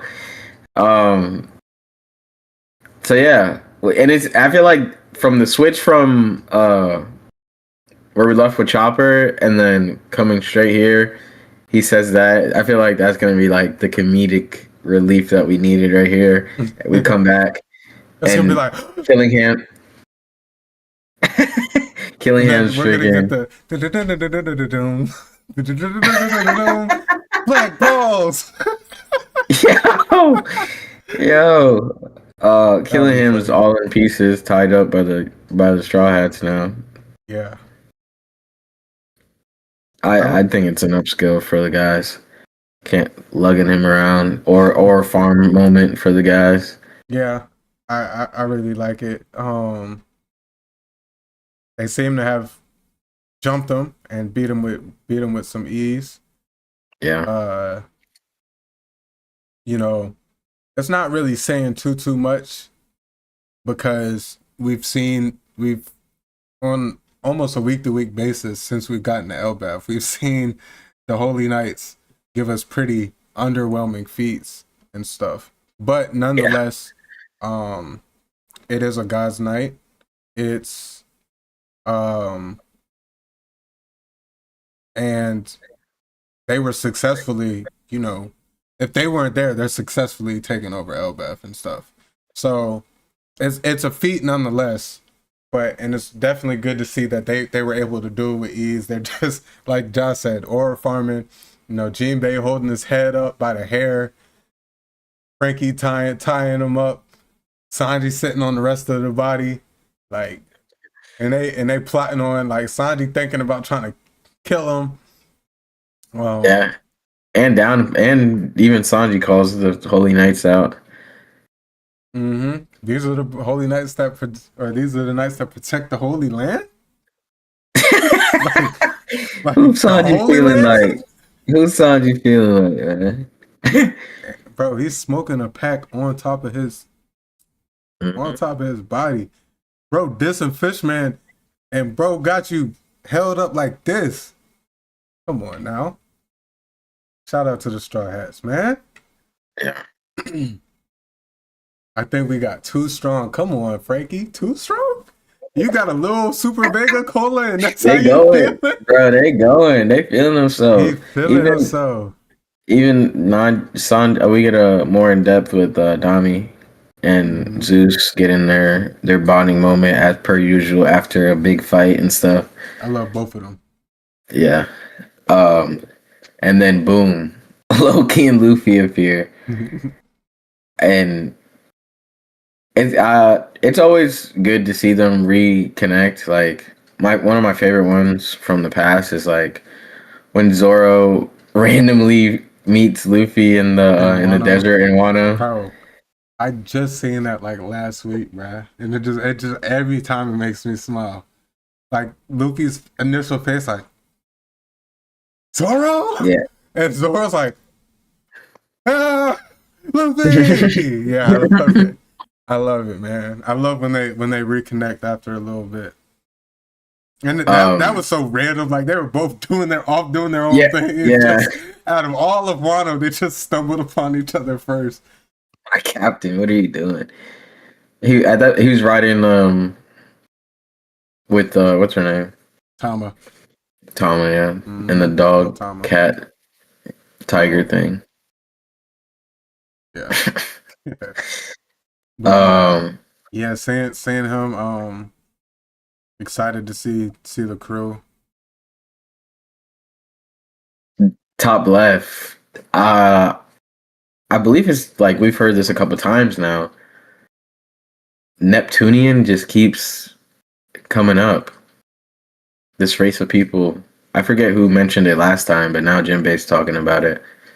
I mean, the Neptunians were the ones who rode the that ship, right?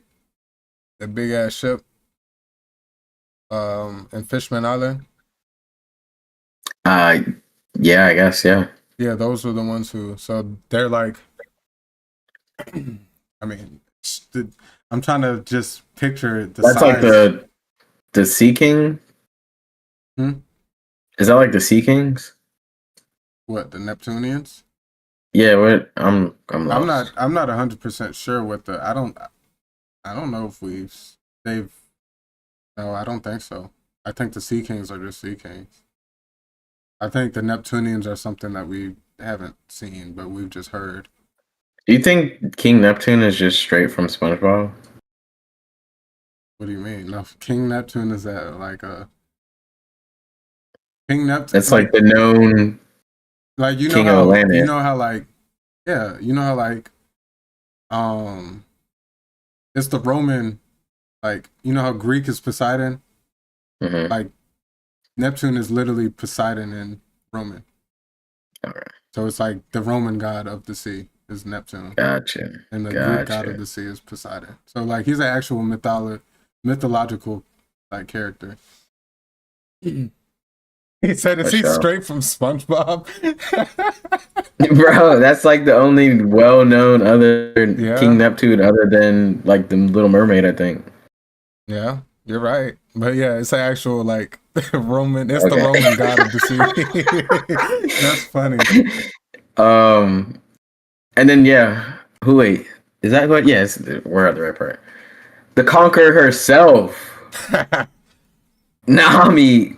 Spazzing on them. Nami's so hilarious. Like she got the biggest balls, but she's always like, fight for me. But she'll fight when she needs to. But like, yo, when it comes to telling Luffy off, she don't care who's around. She don't care what the situation is.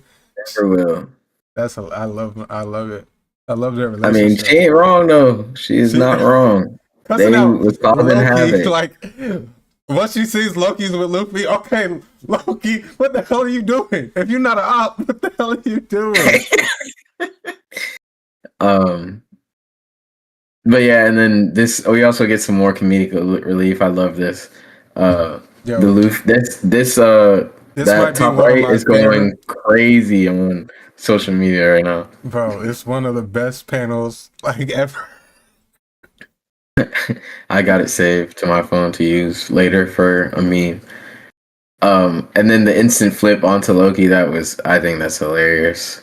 Mm-hmm. The lightning don't strike. usually have that person to point that finger like when Nami Yep. snapped with He him. turned, boy.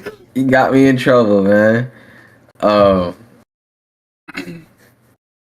Yeah, Nami's gonna be a future conqueror. I'm calling it, guys. Invest now. But I ain't investing in no stocks that way. I love Nami, but that might just be bad writing if she's a conqueror. That might be bad writing. No, but Loki and Luffy having like a little bit of JJK style encounter interaction here. Loki turns on Luffy with a blast of lightning, not knowing that Luffy's the rubber man and has already played these games before. But Loki's question, it's just lightning. Yeah, Loki questions like why it doesn't work, and Luffy keeps it on the low, not trying to reveal his. Damn, I lost the. What's it called in JJK? Your technique. Your technique. What, your curse technique or your? Yeah, curse technique. I love that domain expansion, but yeah. Keep it on the low. You get like a power up if you know their what's it called, right? That's how that works, right? If you know their curse technique, you get like a power up, right? Is that every time, or was that just situational? I think it's situational, but I know a Gojo can do it every time. Yeah, he gets a power up from knowing that. Well, because he saw through Gojo. Yeah, bro. Come on, bro. Like he's the only one the narrator get names. I think Geto can do it too, though. Okay. I think it's a special grade technique. Yeah. Okay. But Luffy keep it on the low there for the future. I fuck with that for Luffy, because for me that just incites that Luffy might have to put pause on him down the line if he don't stay in line. Yes and no, but I feel like this kind of like gave me a potential. I'm not gonna say crew member, but like him like ending up being a follower of Luffy, just because like this moment kind of gives me the okay, he tried to do that, and Luffy can just boss run gun and just smack some sense into him, and then like Loki would be like, all right, bro, you got it. Like similar to what I feel like potentially a fight with Shanks went. I don't think I feel like once Shanks was like show Loki like, all right, I'm still a little bit stronger than you, Loki was like, I don't think Loki just completely just tried to go all out and crash out. Yeah. But I don't know. I mean, that's just headcanon. See. Also in the blast, we get like the Nika like shadow. I love the Joy Boy shadow, whatever. But yeah, that's all I got for that page. Yep. Moving on to Brook and Gunko. Over the team, Brook, Gunko, and Usopp. Usopp is having. It might not be his arc, but with how this ends and his grand old speech that he puts out, it might bring a tear to me. It might bring a tear when I watch it. He's really pursuing that warrior pride more than ever now. We've seen him. I don't think we've seen him this low since Dressrosa. I mean, yeah, he hasn't done anything since then. But yeah, I I respected it. I did appreciate this moment a lot for Usopp. Finally, you know, we've seen him waver before. You know, in Wano, he was quick. Like Nami had to snap it into his head that, you know, hold on, Luffy is gonna be the king of the pirates. We're not gonna say no otherwise and stuff like that. So like, we've seen him waver a few times, and you know that's ultimately his goal, to become a brave warrior of the sea.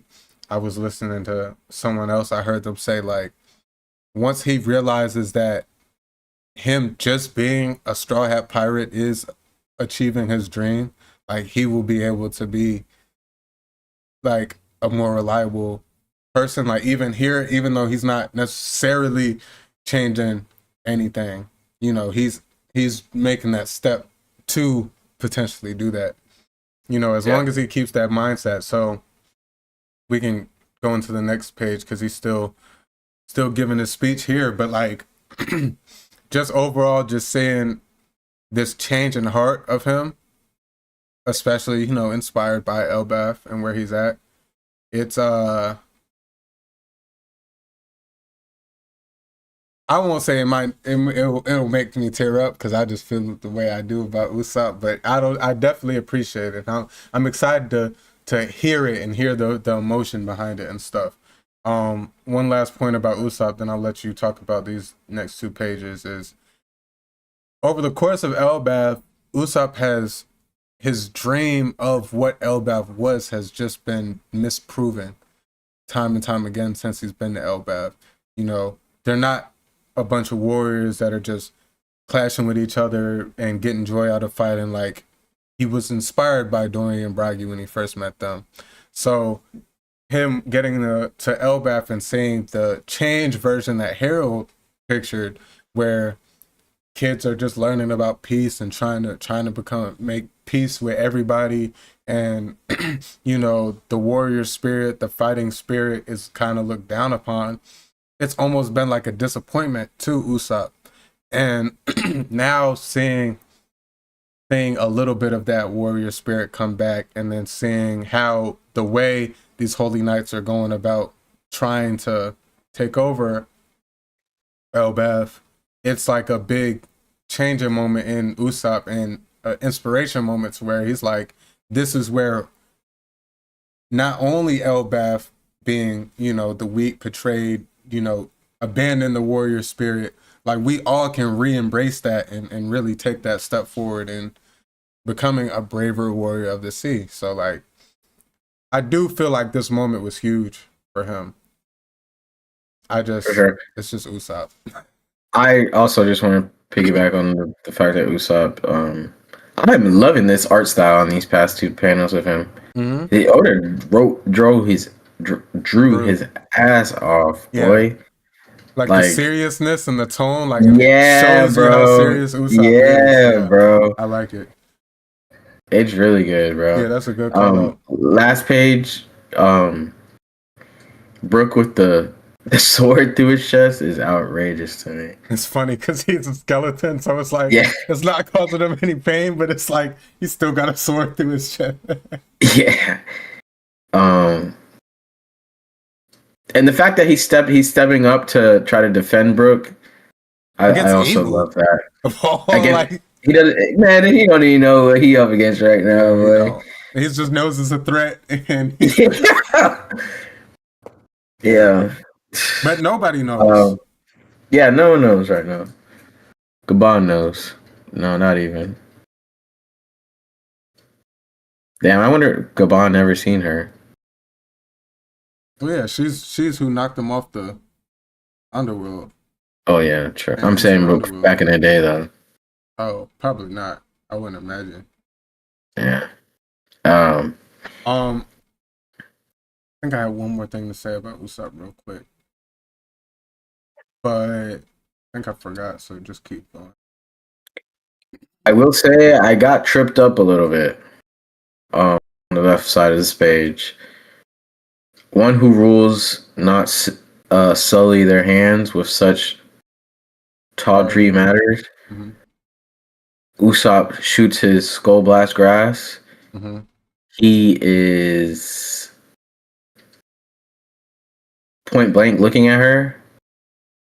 She shadow steps his ass. And it looks to be like he got stabbed in the back. What if Usopp just got flipped just now? Where do you see he got stabbed in the back? Like, she's behind him, and you see, like, the arrow. Those are the arrows, she's right? not behind him.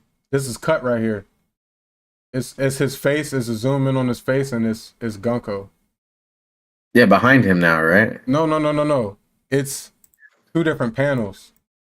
It's his face. As well. Okay. Yeah. Yeah, she just blitzed. But, she blitzed him. Like she ran.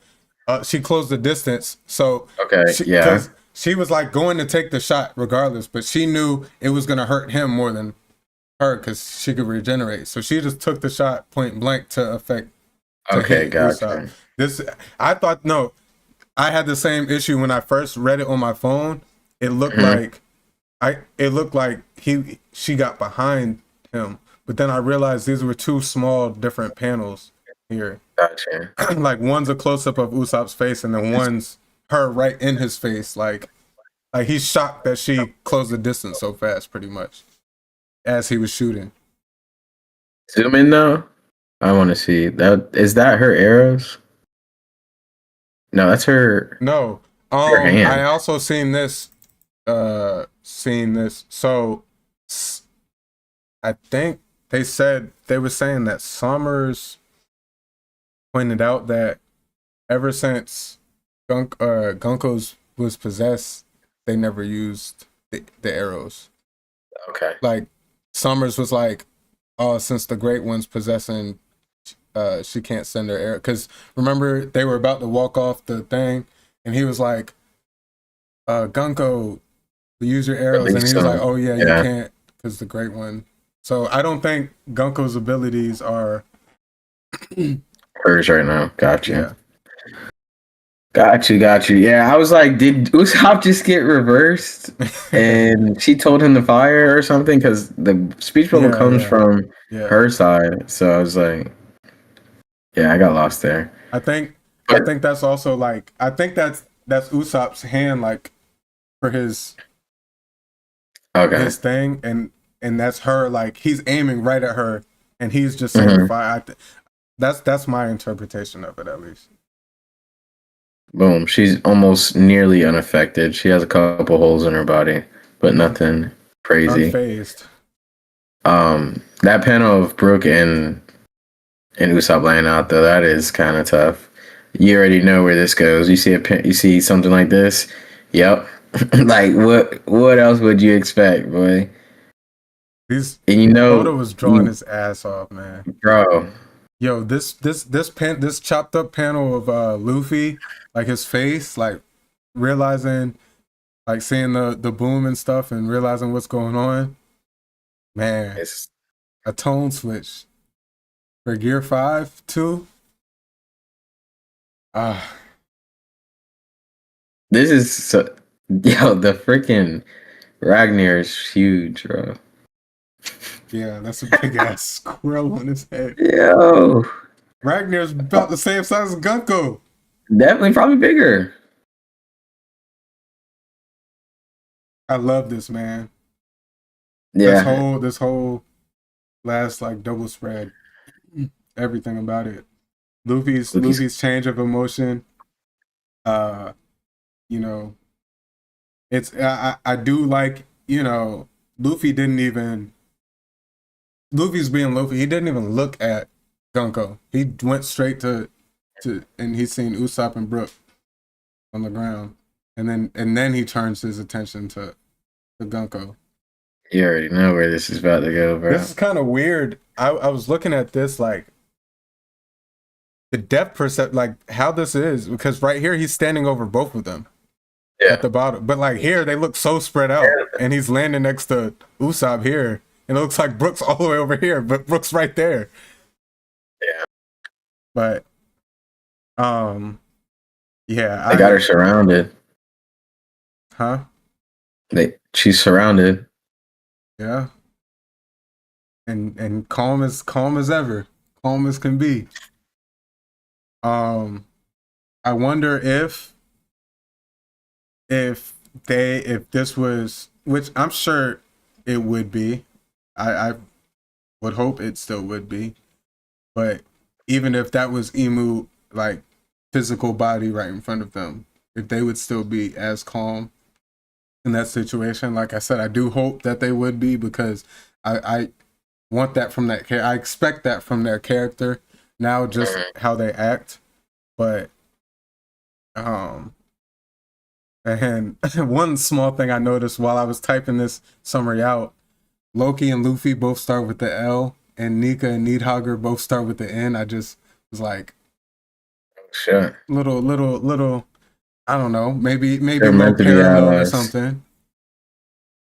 But the fact that she or they address them by their like God form names was cool, because neither of them, Loki may know, because obviously Ja Rule knew like the history of it, but clearly Luffy doesn't really know. He's starting to, I think, be a little bit more in tune with what people are saying with Nika and Joy Boy a little bit more, but even this whole time he's kind of been oblivious to it. So like, I will say, I kind of feel like Luffy's matured a little bit in this arc. for sure, he actually sat there and listened to the whole backstory. He hasn't completely just rushed into things. He's actually been fairly patient this whole arc. You know, he was like, I'm gonna just sit here and see what Loki can do. Exactly. And like, one thing I heard someone else point out, he's been in his Gear 5 form for a long time now. Yeah. Potential increase in his stamina or Gear 5, you know. I hope so, because right now He's gonna need it. This is not a good place to fall out right now. But he doesn't look like he's even, like, right now it doesn't even seem like he's affected in a fatigued manner, like, and that could be because he hasn't been fighting, he's just been in his form. But even the fact that he's holding this long, I do like that. Boy, I've been feeling free. True Yonko, man. It's like every time it clicks in my head, like, there's a Yonko crew, bro, and that's a Yonko, right? Like, it does make me feel good, because it's like we're like, you know, them real power scaling is about to come into play. This being the three people that Oda's talking about will meet soon. You think this is the three? I don't know, because I've had different, I've had kind of like, could be like, in my head I was like, maybe Shanks, Blackbeard, Luffy, like final One Piece race, or final One Piece like meeting. I've kind of I just had different ideas about it, but this is a good trifecta that could be what he was talking about. Yeah. Moving forward, I just have we got news about Loki's voice actor? I want to say we have. No, I think that was referring to Loki's theme song was announced. I do know that, but I don't know about voice actor. I know his like. I think he just sat with. No, it was the Shamrock voice actor he picked out. Yeah. Mm-hmm. Yeah, but yeah, I just for this moment right here, forgiveness was never an option. Both sub and dub. I know it's gotta go hard. And then Emu, this battle will divide the world. Tough as hell. To be continued. Man.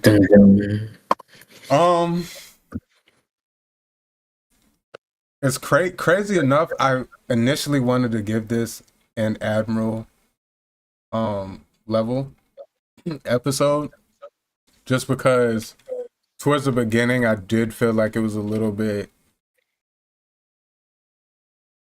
dragging on with the Domi Reversi stuff. Mm-hmm. But overall, I do wanna bump it up to a Yonko, just because even once we got past that, I mean, even that, all that was cool. You know, I mean, we seen kind of the Zoro group do their thing for a little bit now. But once we got to Chopper, I thought that reveal like was pretty good. And pretty much from there, I was enjoying it. The moment with Loki, Luffy, Nami, and Ragnar, I loved. Like, I was laughing pretty much this whole little portion. Usopp had his moment. I do like that these past two chapters, like, a lot of the other Straw Hats have been getting recognition. Brook with his little moments with Princess Shuri, potentially, or not potentially, what we have seen and what is still to come. Usopp's little stand-up moment. Chopper has his moment. Frankie gets his little power-up. And then even, you know, Sanji taking out Killingham. All that little stuff was they all Nami just kind of had showings. Yep. Zeus. Yep. So like, which Nami didn't really get a good showing with Zeus so far, because every time she's tried to use them, they've gotten counter. Distracted. But overall, I do like the showing that all of the Straw Hats are beginning to get in Elbaph, especially before the God Valley arc. I was like, damn, what's it like? Once we cut off and we went into God Valley, I'm like, yo, all the like weaker ones are on the surface level with everybody else, and all the strong ones is down there. And then they all are coming to hold their own in this situation. So definitely. I love that. I definitely give it a Yonko. Overall, my change of moment was this panel right here, bro.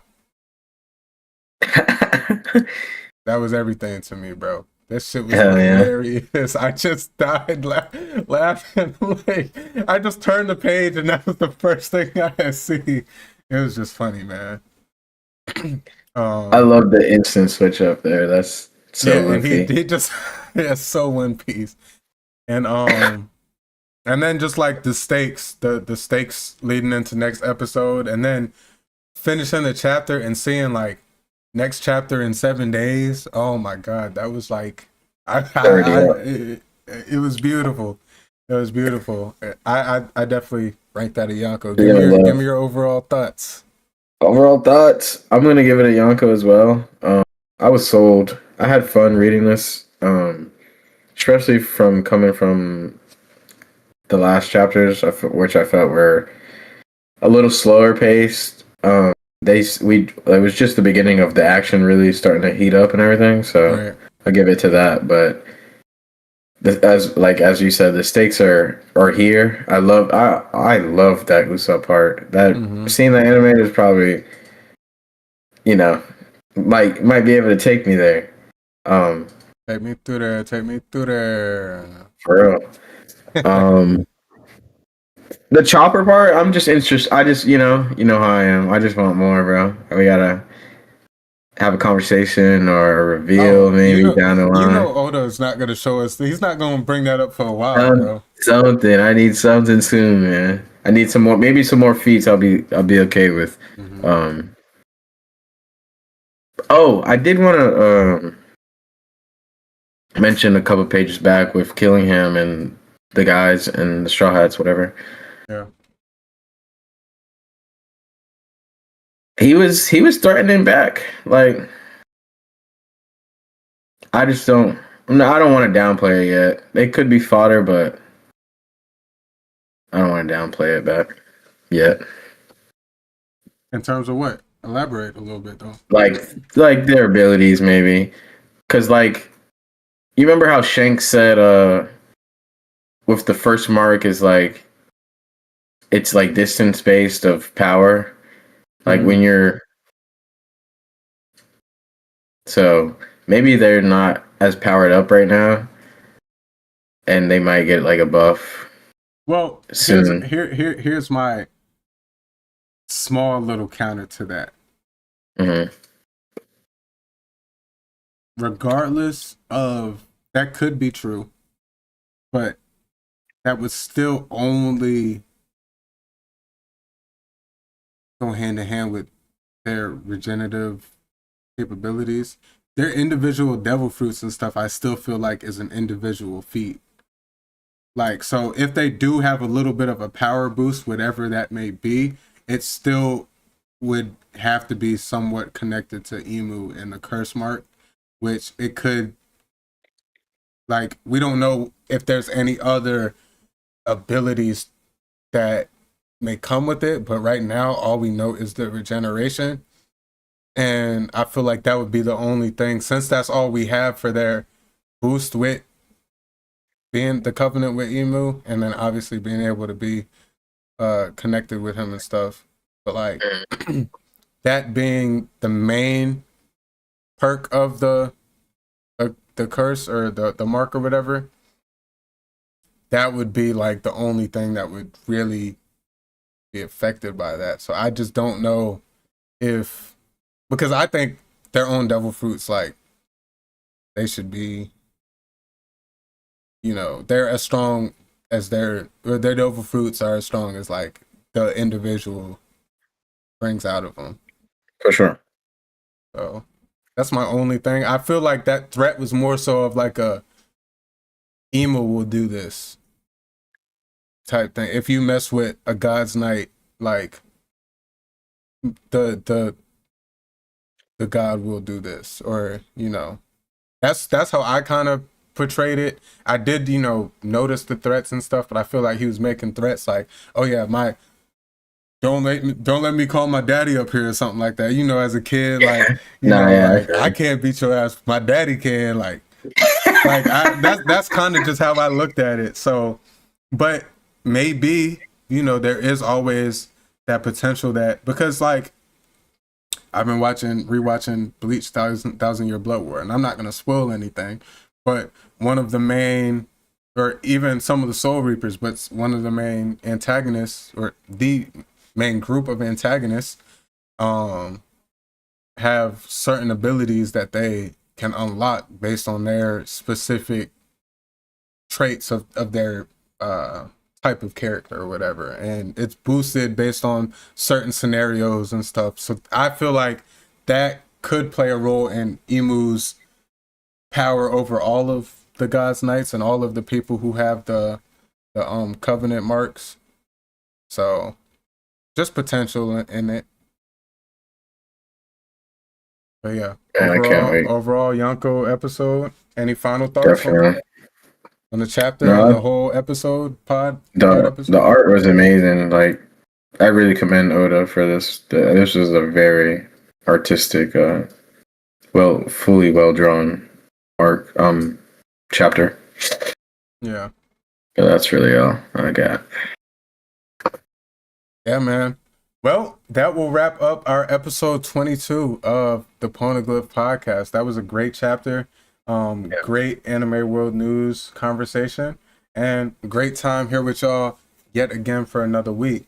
Like we said, we're not always going to be on Wednesdays. We're going to try and get Sundays as much as possible, but some weeks just expect a flex day, so we still get that episode out to y'all. Turning on those post notifications will help with that across all platforms. You'll just know when we drop. Audio platforms will be on within 24 hours. I try to get them on the same night, but sometimes it's not always possible. But 1,000% audio will be up within 24 hours. We appreciate y'all tapping in with us. If y'all are listening to us on audio, come check us out on YouTube. Just subscribe to the channel. Maybe catch a VOD sometimes. We have the manga chapters up when we're discussing them. When we get to the anime, back to the anime again, we'll have some anime. We'll show a little bit of the anime and stuff. So a little bit more of a for some of our visual people out there. But we appreciate y'all nonetheless. Make sure y'all like the video, like the stream, subscribe if y'all are new, and keep rocking with the Poneglyph Pod with the PNG boys. This was a great episode 22 of the Poneglyph Podcast, where we decode the world of anime and One Piece, one Poneglyph at a time. I'm your host, Jay, aka Milky Way Jay, here with you another week. And my brother, Ja. We appreciate y'all. Much love. And we will catch y'all on the next episode. Until then, y'all be safe. Y'all be good. Safety, love.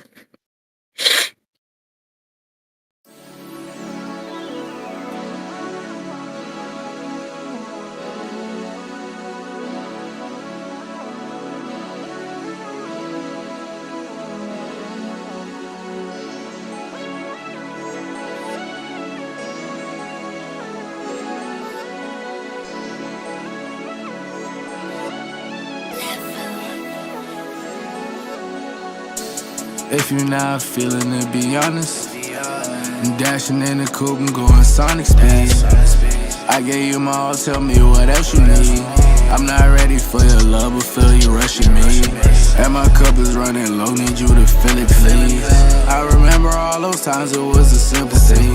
Now I'm here all alone, reminiscing about what we could've been, I'm on the road, drinking, driving, swerving, I won't crash out. Got 12 on my ass down, still will chase the bag down. Hit the throttle, spaz out. These niggas crashing out, they living but they lashing out.